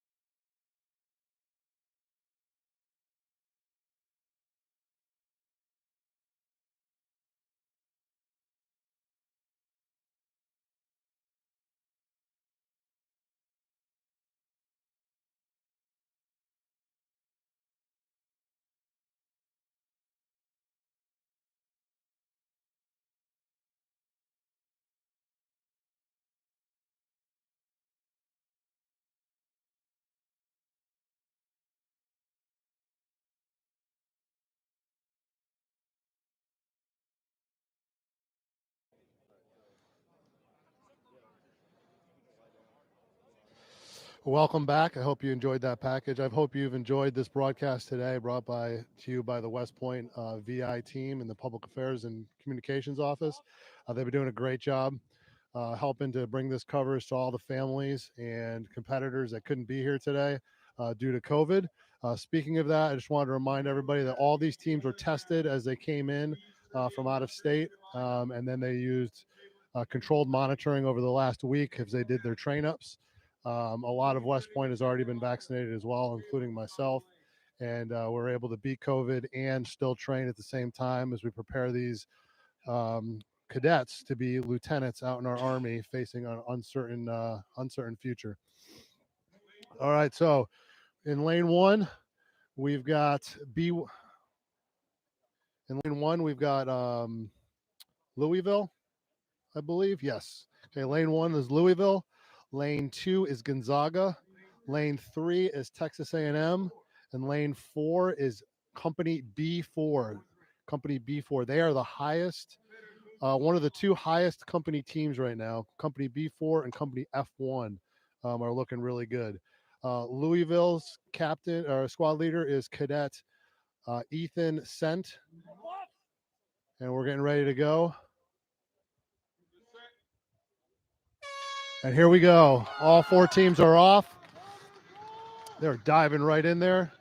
Looks like lane 3, Texas A&M has a slight lead as they come out to the grenade throw, but it is ever so slight. All four teams are throwing their grenades already. All right, and B4 hit it on their first throw. All teams have completed their grenade throw and are now moving over the obstacles.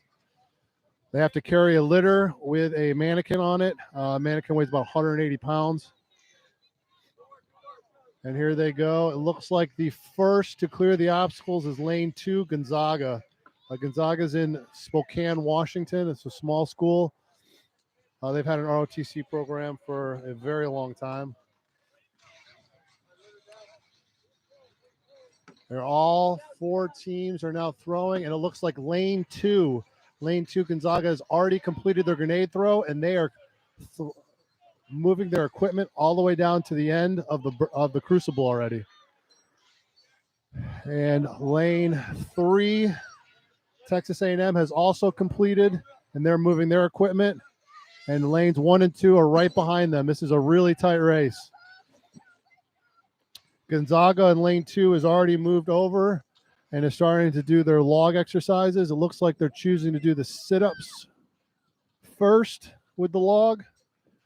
All three teams have now got their equipment down and are moving over to the log.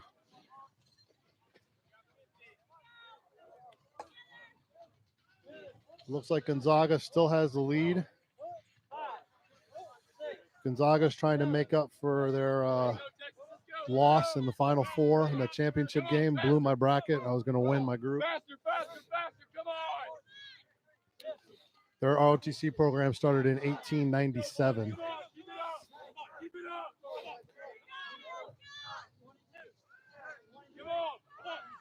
Come on. Keep pushing. Don't stop. This is the last one. University of Louisville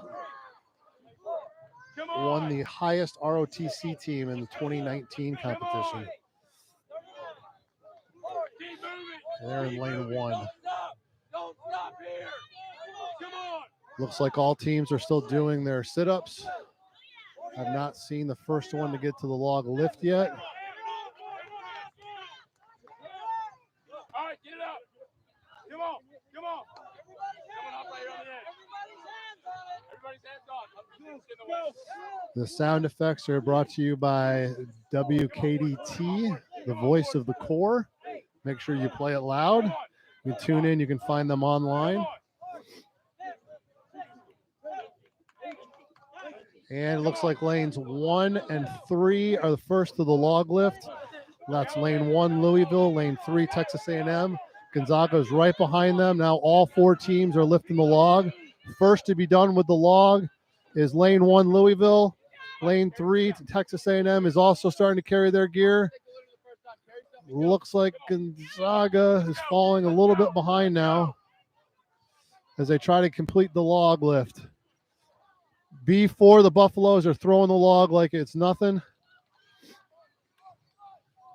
And the first one to drop some equipment is Texas A&M. They are burning up this course. Louisville now has the cross as well. And they are now racing back down. Here comes B4, the Buffaloes. They're pushing it hard. Louisville and Texas A&M continue to drop equipment and run back and race to the other side. Here comes B4. They got their whole cheering section here. They got their first equipment across. They're dropping their litter. And man, this guy's a beast. He's got all the Humvee chains, 2 ammo crates, and he is moving faster than most people can run. And he's got it all down on the ground. And now they're flying back. Texas A&M chose to bring all the litter and all of their water cans first. And now they're back trying to finish the rest of their gear. Here comes A&M. In lane 1, Louisville. It looks like the last of their gear. A&M is racing them. Looks like Louisville's got a slight advantage. Here they come. And Louisville looks like it is. Oh, they're still going. Here comes Texas A&M. And Louisville completes first. Texas A&M's coming up in second. And there's Texas A&M. And here comes B4. They're carrying the last of their gear down. And Gonzaga, they're still carrying their water cans. I think they had some trouble with the log lift. All right, here comes B4.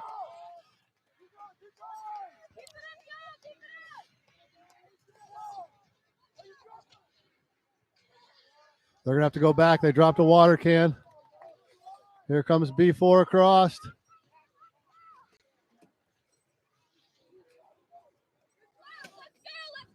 Here comes B4. Here comes Gonzaga. And it looks like Gonzaga. Uh-oh. And Gonzaga finishes in third, and B4, it looks like they came in fourth. It was a very good effort. They look absolutely smoked. Oh, wait, Gonzaga's going back. I don't think Gonzaga's finished. I misspoke. I think they forgot something. They're all running back. They still got more gear to go.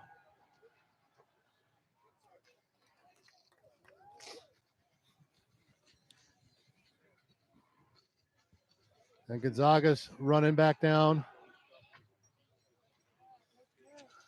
Looks like they got a water can.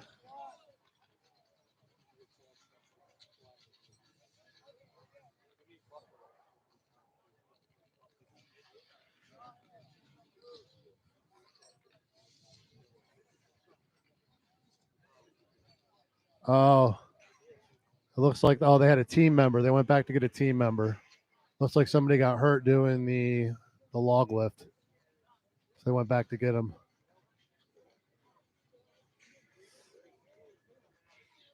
There you go. All right, here comes Gonzaga. From there. All right.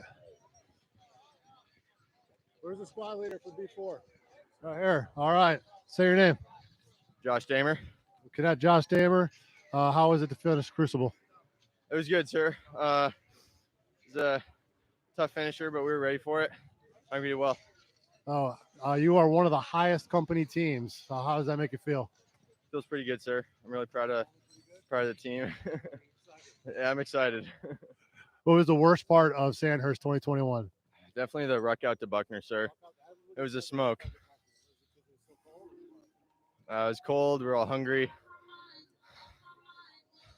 What was the best part? Zodiac. Zodiacs are fun. Sleeping in the bays was pretty fun too, sir. Hell no, sir. What do you want to branch? Infantry, sir. Who wants to branch artillery? Somebody, come on. Oh, boo. Come on, guys. You get to do both. You get to blow stuff up and shoot things. Come on. All right. Congratulations, guys. Yep. Thanks.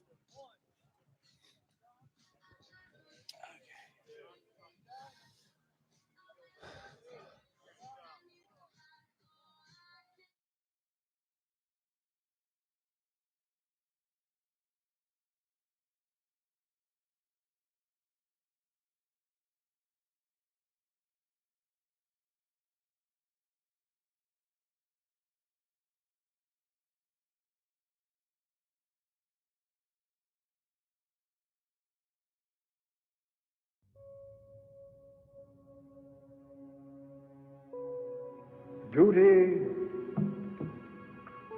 honor,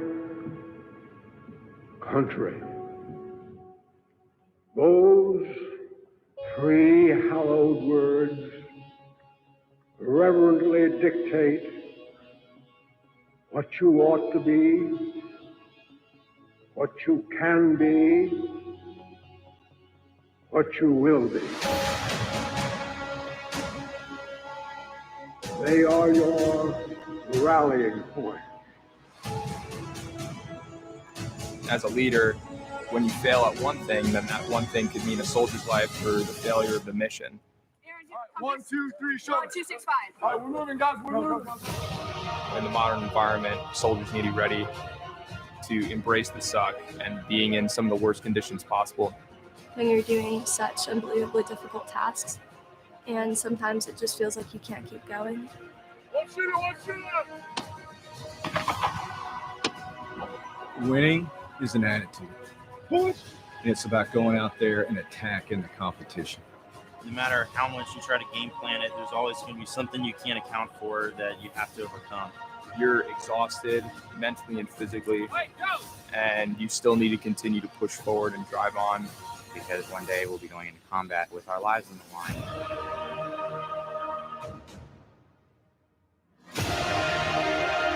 In the evening of my memory, always I come back to West Point.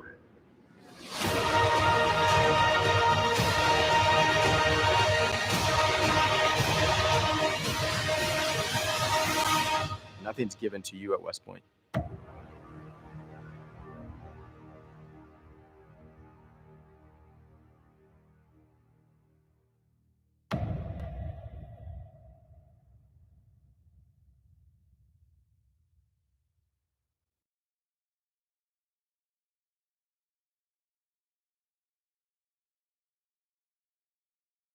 I'll just hold it like this, sir.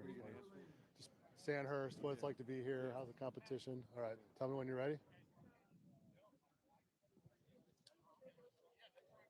Give me a little countdown as well,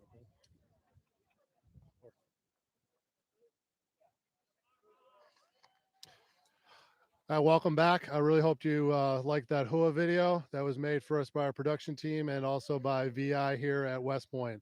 It's a really good way to introduce the last 8 teams that are here that are going to compete. I'm here with Brigadier General Buzzard. He is the Commandant of Cadets and also oversaw putting together Sandhurst. Sir, how's Sandhurst been this year? It's going awesome, and I don't want to take all the credit. It's actually Colonel Al Boyer, our Department of Military Instruction, and his team put together just an awesome event that's bringing out the best in these young men and women, and it's just awesome to have Cadet Command represented here with their 16 teams and our teams and the other academies. Obviously, a great event. It's been tough. We've had character building weather and never-ending hills. What do you think the hardest event was for the cadets, sir? Hardest event they've all said was the road march last night. They were smoked. I mean, a very physical group of events all day yesterday. I mean, this is getting after mental and physical toughness, and and building cohesive teams, as our chief of staff talks about. I mean, you're seeing it happen in spades here. You guys coming together, and they're great sportsmanship across all the teams too. So you got two company teams that have been really high. What does it mean for the companies to kind of be that high in the competition when it comes to Sandhurst? It's awesome. It just proves that anybody on any day, I mean, any given day, can bring it, and they have, and it shows the preparation they put in and the commitment, and again, it's just awesome seeing. We got our super competitive teams, our black and gold team, but then seeing these company teams in the mix too, as well as all these ROTC teams, some from small detachments that are just doing awesome out here. Sir, I really appreciate it. Thank you for your time. Enjoy the last two. I was General Buzzard, coming out of cadets here at West Point, and now we're getting ready for the last two iterations. These last 8 teams are the ones that have a chance to win this competition based on how they've scored up to this point so far. All right.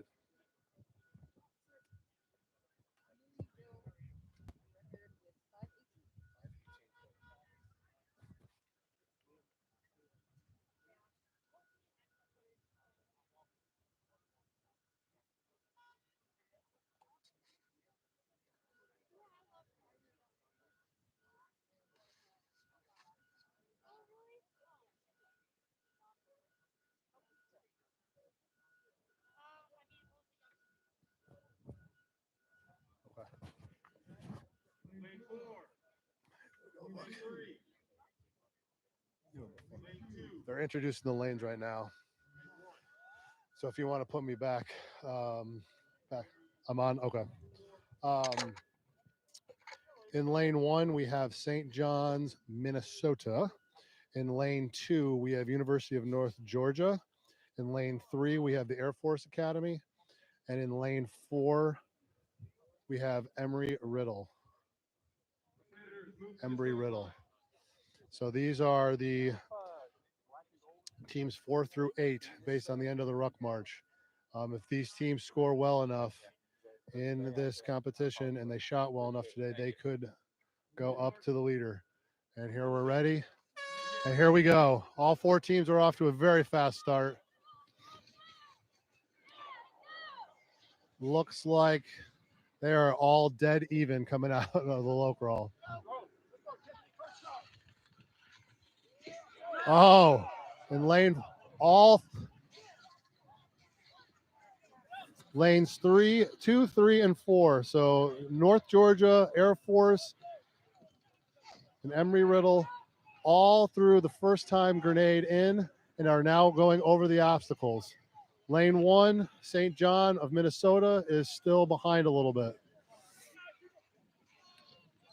The first to complete looks like Embry-Riddle is now doing their grenade throw. And they're in and they're already done and they are moving their equipment already. First throw again, right into the window of the house. Lane 2, University of North Georgia is now moving, and lane 3 is complete as well. They're all starting to pull away. That's Air Force Academy. As you know, Air Force Academy also lost to West Point this year in football. And next year is going to be played in Texas, Arlington, Texas. So it'll be a neutral site game in Arlington the first week in November. All right, all 4 teams are carrying their gear. It looks like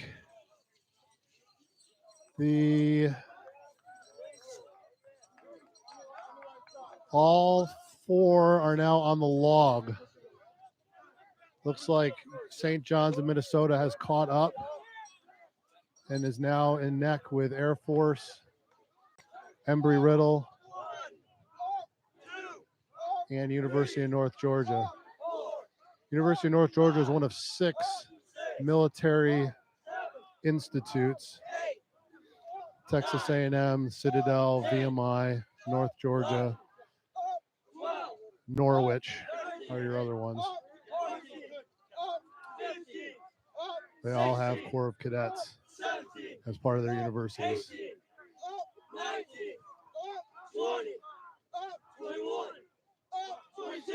Embry-Riddle is in Daytona, so it'll be interesting to see how they train for the hills when they finish as well.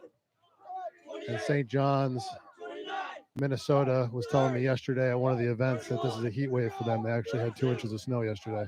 So they are not affected by the cold weather, and it's shown by them being in the top 8. First to get the log lift up is University of North Georgia, and Embry-Riddle is right behind them. Air Force and St. John's are still doing their sit-ups with the log.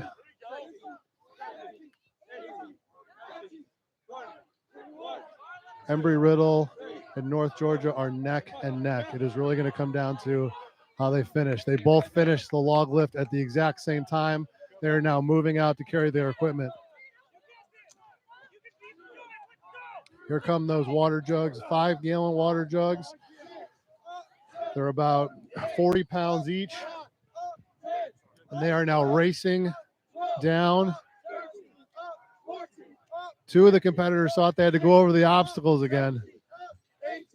It didn't slow them down, though. They just moved right around them. Here comes Embry-Riddle. They are going to be the first to drop some of the equipment.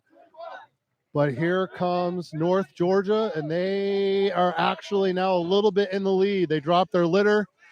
Here come the first of North Georgia. Across the line, Embry-Riddle.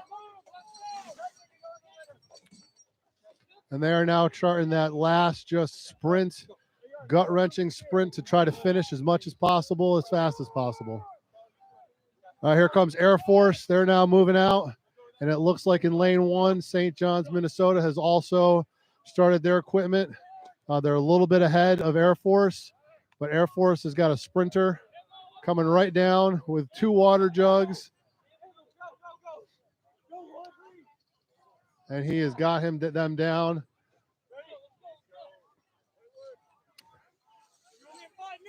Embry-Riddle did a smart move. They moved and dropped some water cans halfway, and they have one of the competitors bringing them back. So they're still moving stuff, but not having to do the whole length. All right, Air Force is sprinting back. North Georgia's carrying their gear. Here comes Embry-Riddle. This looks like this is the last of it. And here comes North Georgia. It is going to be really tight. Let's see who finishes first. Embry-Riddle it is. Embry-Riddle finishes first. North Georgia is second. Here comes St. John's and Air Force. It looks like Embry-Riddle just literally crushed the record. Almost 30 seconds off the time. Here comes Air Force and St. John's to finish out this second to last group here at Sandhurst 2021. Here they come. Oh, they caught up. I think St. John's St. John's comes across first. Air Force comes across last.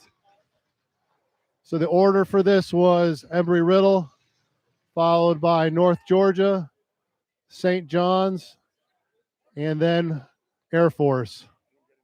No, you're good. The only reason I was doing that was I guess they want you to pump into me and mess up your shot. So I thought I was going to cross into your frame. No. Yeah, I'm going to try to grab them. That was the fastest, by far the fastest groups that I've seen so far today. They're getting their pep talk right now from DMI 6. Hey, where's the squad leader? Where's the squad leader? What's your name? My name is Kenneth Warnock from Embry-Riddle Aeronautical University. Twain Harte, California, sir. So you went from one coast to the other? Yes, You like Daytona that much? You're for the mountains. All right. So what was the key to the Crucible today? Because you guys just smoked it. Honestly, the key is having critical thinking team leaders and critical thinking individuals at every level, because squad leader can't be there for everything, and making sure that dissemination of command and decentralized command was what won it today, I think, sir. What was your favorite event of Sandhurst 2021? This one, the Crucible, sir, by far. Watching the team leaders work with their teams the way we've been trying to get them to all competition was phenomenal work. What was the worst thing about Sandhurst 2021? Sleeping in the barracks, sir. You're not a big Camp Natural Bridge fan? Oh, no, sir. Just the barracks last night. I wanted my team to get the full 2019 experience. So they did the barracks because it was so cold? Yes, sir. Cold and rainy. You need to do the half tent, right? Yes, sir. All right, who do you think the MVP of your team was today? Honestly, I've been kicking it around with between the cadre and my team leaders as well, my fire team leaders. And we can't decide really between two people, but if we had to pick, it would either be Cadet Knudsen. She's an MS1 that got added onto the team probably 2 weeks ago. And we have Cadet Wood, who's been an MS2, aka a sophomore. And he's been with Team 1 ever since the beginning back in the fall. Where's she at? Is she right there? Come on over. I'm doing well. What's your name? Ellie Knudsen. So where are you from? I'm from DC, but I go to school at Embry-Riddle in Daytona Beach. DC to like DC or like Northern Virginia DC? All right, we're in Northern Virginia. So it's like Haymarket, so it's right outside. We all got stationed at the Pentagon. It's just there you go. All right, so what was your favorite part of Sandhurst 2021? Honestly, just being with the team. I feel like I made a lot of great memories and connections with these guys. They're like family now. And it was fun to like push ourselves together. So when did you find out you were on the Ranger Challenge team? About 2 weeks ago. So you've been training only for 2 weeks and you just smoked the Crucible with the record. Well, I will say like I couldn't have done it without my squad leader, my team leaders. So. What was your favorite event?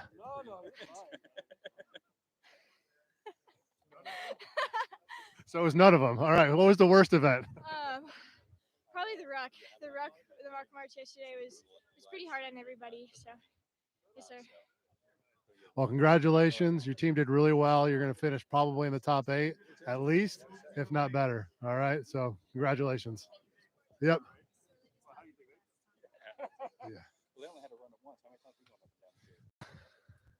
All right. So that was the end of Heat 2. Those are the top 4 through 8. And based on that time, Embry-Riddle, I may actually move up into the top 5. We'll just have to see how these last heats go.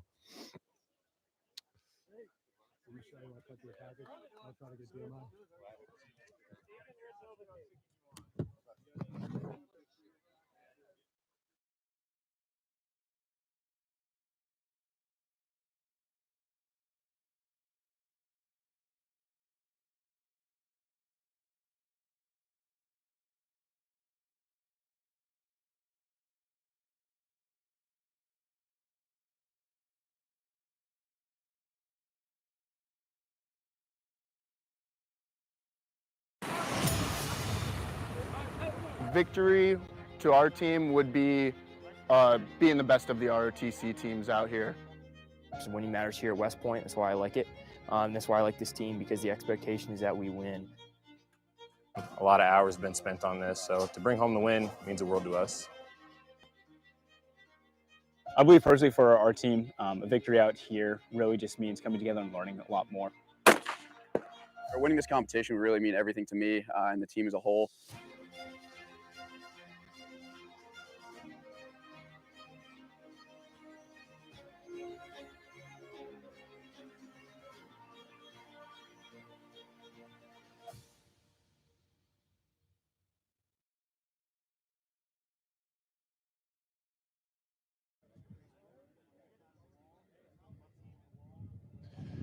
Welcome back to Sandhurst 2021.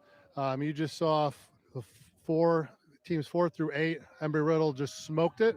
I'm here with Colonel Al Boyer. He's the one that plans and puts on Sandhurst with his team. He's the Department of Military Instruction head.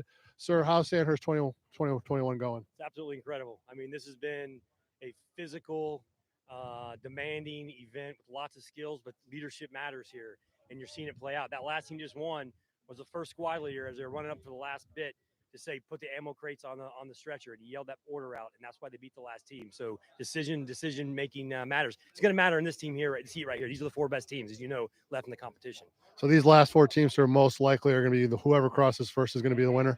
This is for it all. Somebody who wins this is going to win the whole thing. All right. And sir, what was the best part you think about Sandhurst so far? Which event? They're all great. I mean, all of the events are extremely great. I'll tell you what, I really enjoyed the road march last night, the foot march. They went through about 12 to 15 miles in the round robin, and then they all completed the 8-mile foot march last night. Really proud of them. All right, sir. Looks like we're getting ready to start, so let's go with them. All right, here we go. All right, so most likely these 4 teams are going to be the winner. We've got gold team in lane 4. We've got black in lane 3. We've got BYU in lane 1 and F1, company F1 in lane 2.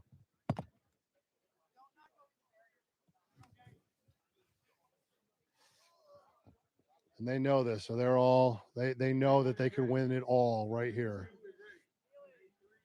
All lanes are now ready. BYU is led by Austin Collinger. BYU is the largest ROTC program. And here they go. Oh, they're off. They're all diving in. It looks like gold in lane 4. And BYU are neck and neck. They've moved up. Here go the grenade throw. Gold gets it in first. Lane 2 and lane 1. F1 and BYU are not far behind. They are jumping over these obstacles like they're nothing. They are fully energetic. It's like they haven't done anything in 36 hours because they know they can win this, and they're putting everything they have out here on this field right now. They're moving the litters. Oh, lane 2. F1 has now completed, and they're already moving the gear.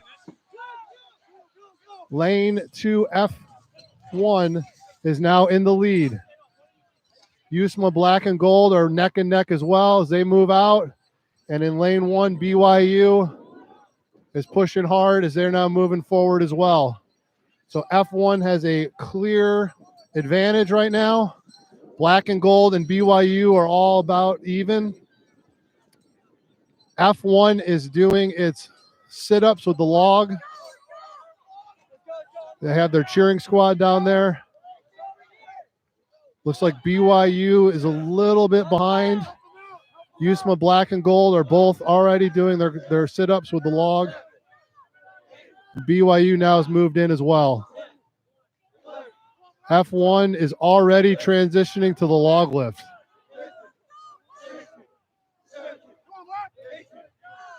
BYU, USMA black, USMA gold, pushing away at the sit-ups with that almost telephone pole-ish log.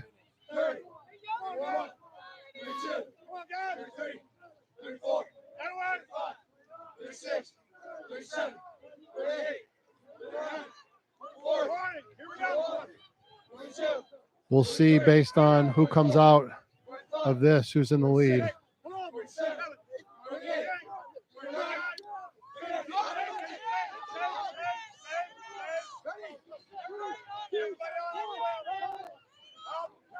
And the first one up looks like lane 3, USMA black. Lane 4, USMA gold. Both doing the log lift already. And now F1 has their log lift as well. And now all 4 teams, BYU is doing it as well. All 4 teams. Looks like USMA black and gold have come out a little bit ahead from the sit-ups with the log. And now USMA gold, USMA black in lane 3 is the first to grab their equipment and to start heading down this way. USMA black, followed by USMA gold. They're loading up. All right, F1's done. And actually the first ones to leave are BYU. BYU is already moving its water cans down. Followed by F1. And then we have black and gold. Everyone is now moving equipment. BYU is sprinting. F1 seems to be in the lead a little bit. Lane 4, gold, is dropping the first equipment over.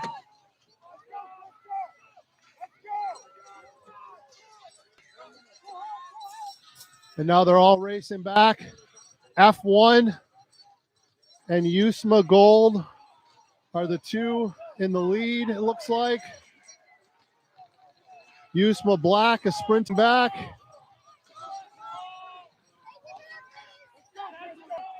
And here goes BYU. They're heading back as well.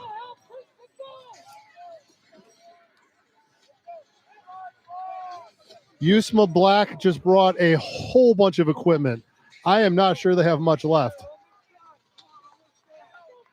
On one run, Yusma Gold is heading back. BYU looks like they're on their second turn. F1, company F1.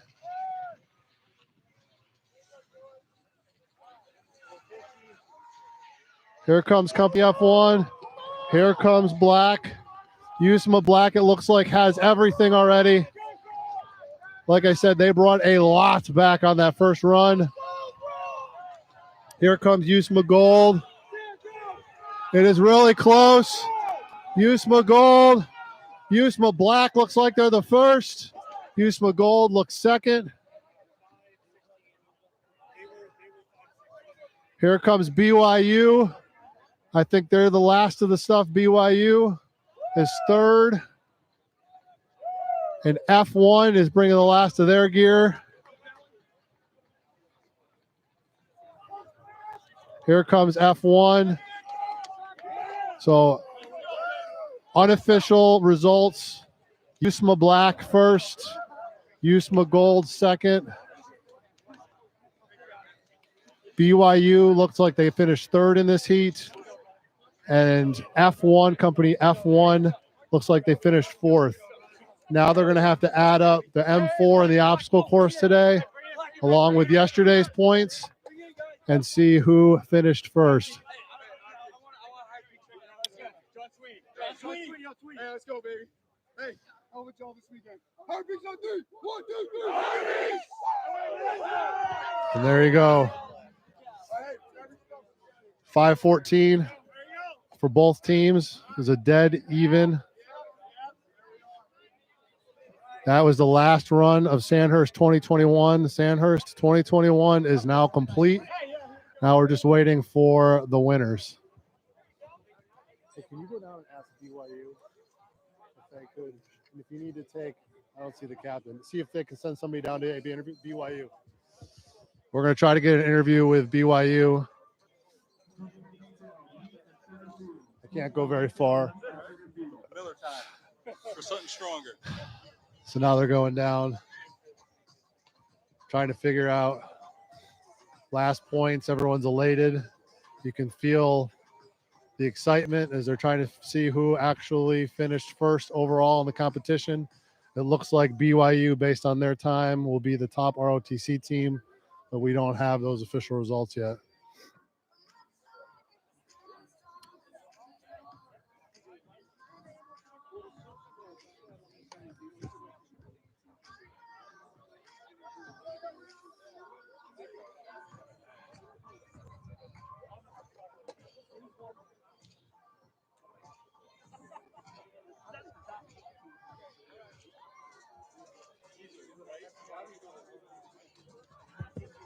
All right.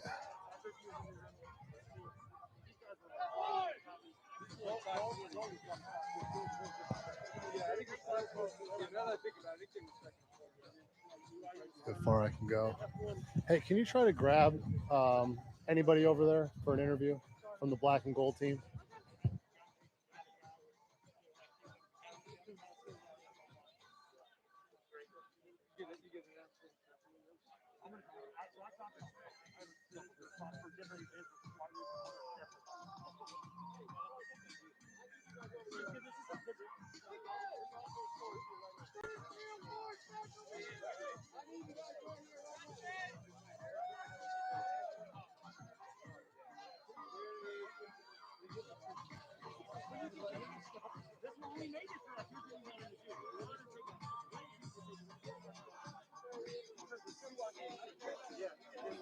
I'm going to call you back right now.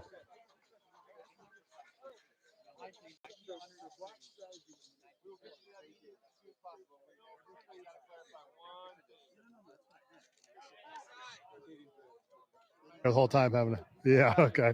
Hey, this is Lieutenant Colonel Chris Opar here, back at Sandhurst 2021 that just completed. I'm here with Cadet Austin Cloninger.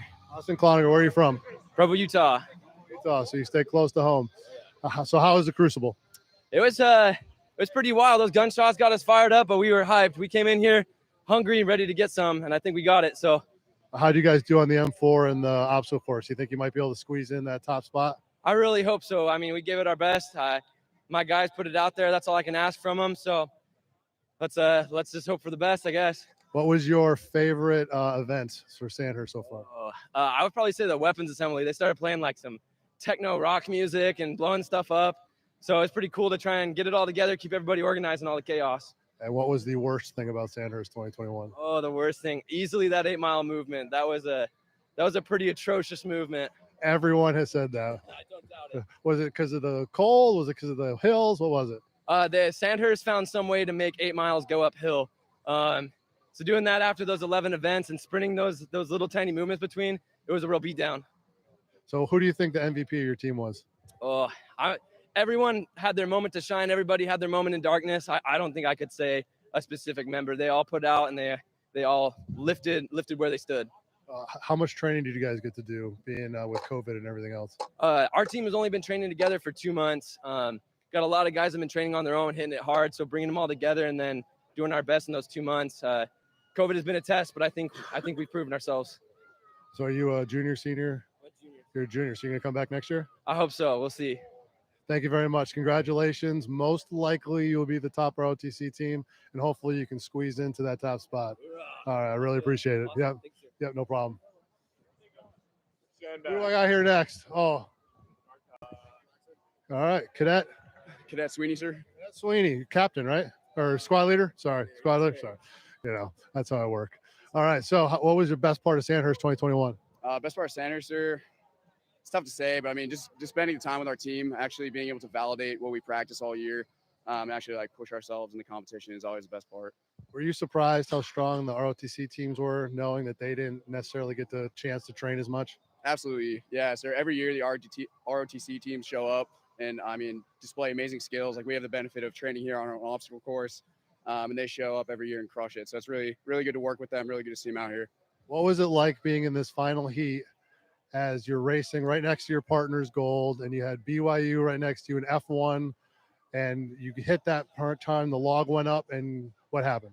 Yes, sir. So, I mean, we were lucky enough to start with F1 yesterday and BYU as well. So it's really good to see them all day yesterday, and then to see them in the final heat was great. And I mean, couldn't have been a better finish for us and gold to finish together. And I mean, everybody put on a great show at the end there. So it was a tough finish, but we're glad we were able to. At any point, did you have doubt whether your team was going to make it all the way through? No doubt we were going to finish there. I mean, there's definitely some low points where it's definitely tough. And there's definitely some times where you mess things up, but that's what it's all about. We learn that every year. It's just, if you make a mistake, just move on and look forward to the next thing. So in 10 years, when you're a major and somebody says, what was the worst part of Sandhurst 2021 that made you doubt possibly wanting to be in the Army? What was it? Sir, for me, it was definitely the movements. We trained to ruck a lot. I mean, lucky for our team, we have a lot of good runners. I'm personally not the best runner on the team, sir. So the no rucks is definitely a challenge this year. And I would just say overall, the movements were pretty tough this year, sir. So are you a firstie? I am a firstie, sir. So what are you branching? I'm branching infantry, sir. And where's your first duty station? I'll be going to Fort Bragg, the 2nd Airborne, sir. Why? Just kidding. I went to 10th Mountain, so I was artilleryman in 10th Mountain. All right, so make sure you call for fire. It's a lot of fun. Blow stuff up and enjoy your graduation, all right? All right, thanks very much. Thank you very much, sir. Appreciate it. Thanks, sir. So that is Sandhurst 2021, and I really hope you enjoyed the broadcast and got to see your loved ones, your kids, your friends. We did the best we could to try to show everybody, and if you want to go back, check out our Flecker albums. Also check out YouTube, and also check Facebook for all the different products, videos, photos, and maybe you'll be able to find them in those groups. Enjoy and have a happy 2021. And for all the seniors that graduate and this is their last Sandhurst, congratulations. And we look forward to you being in the Army this summer.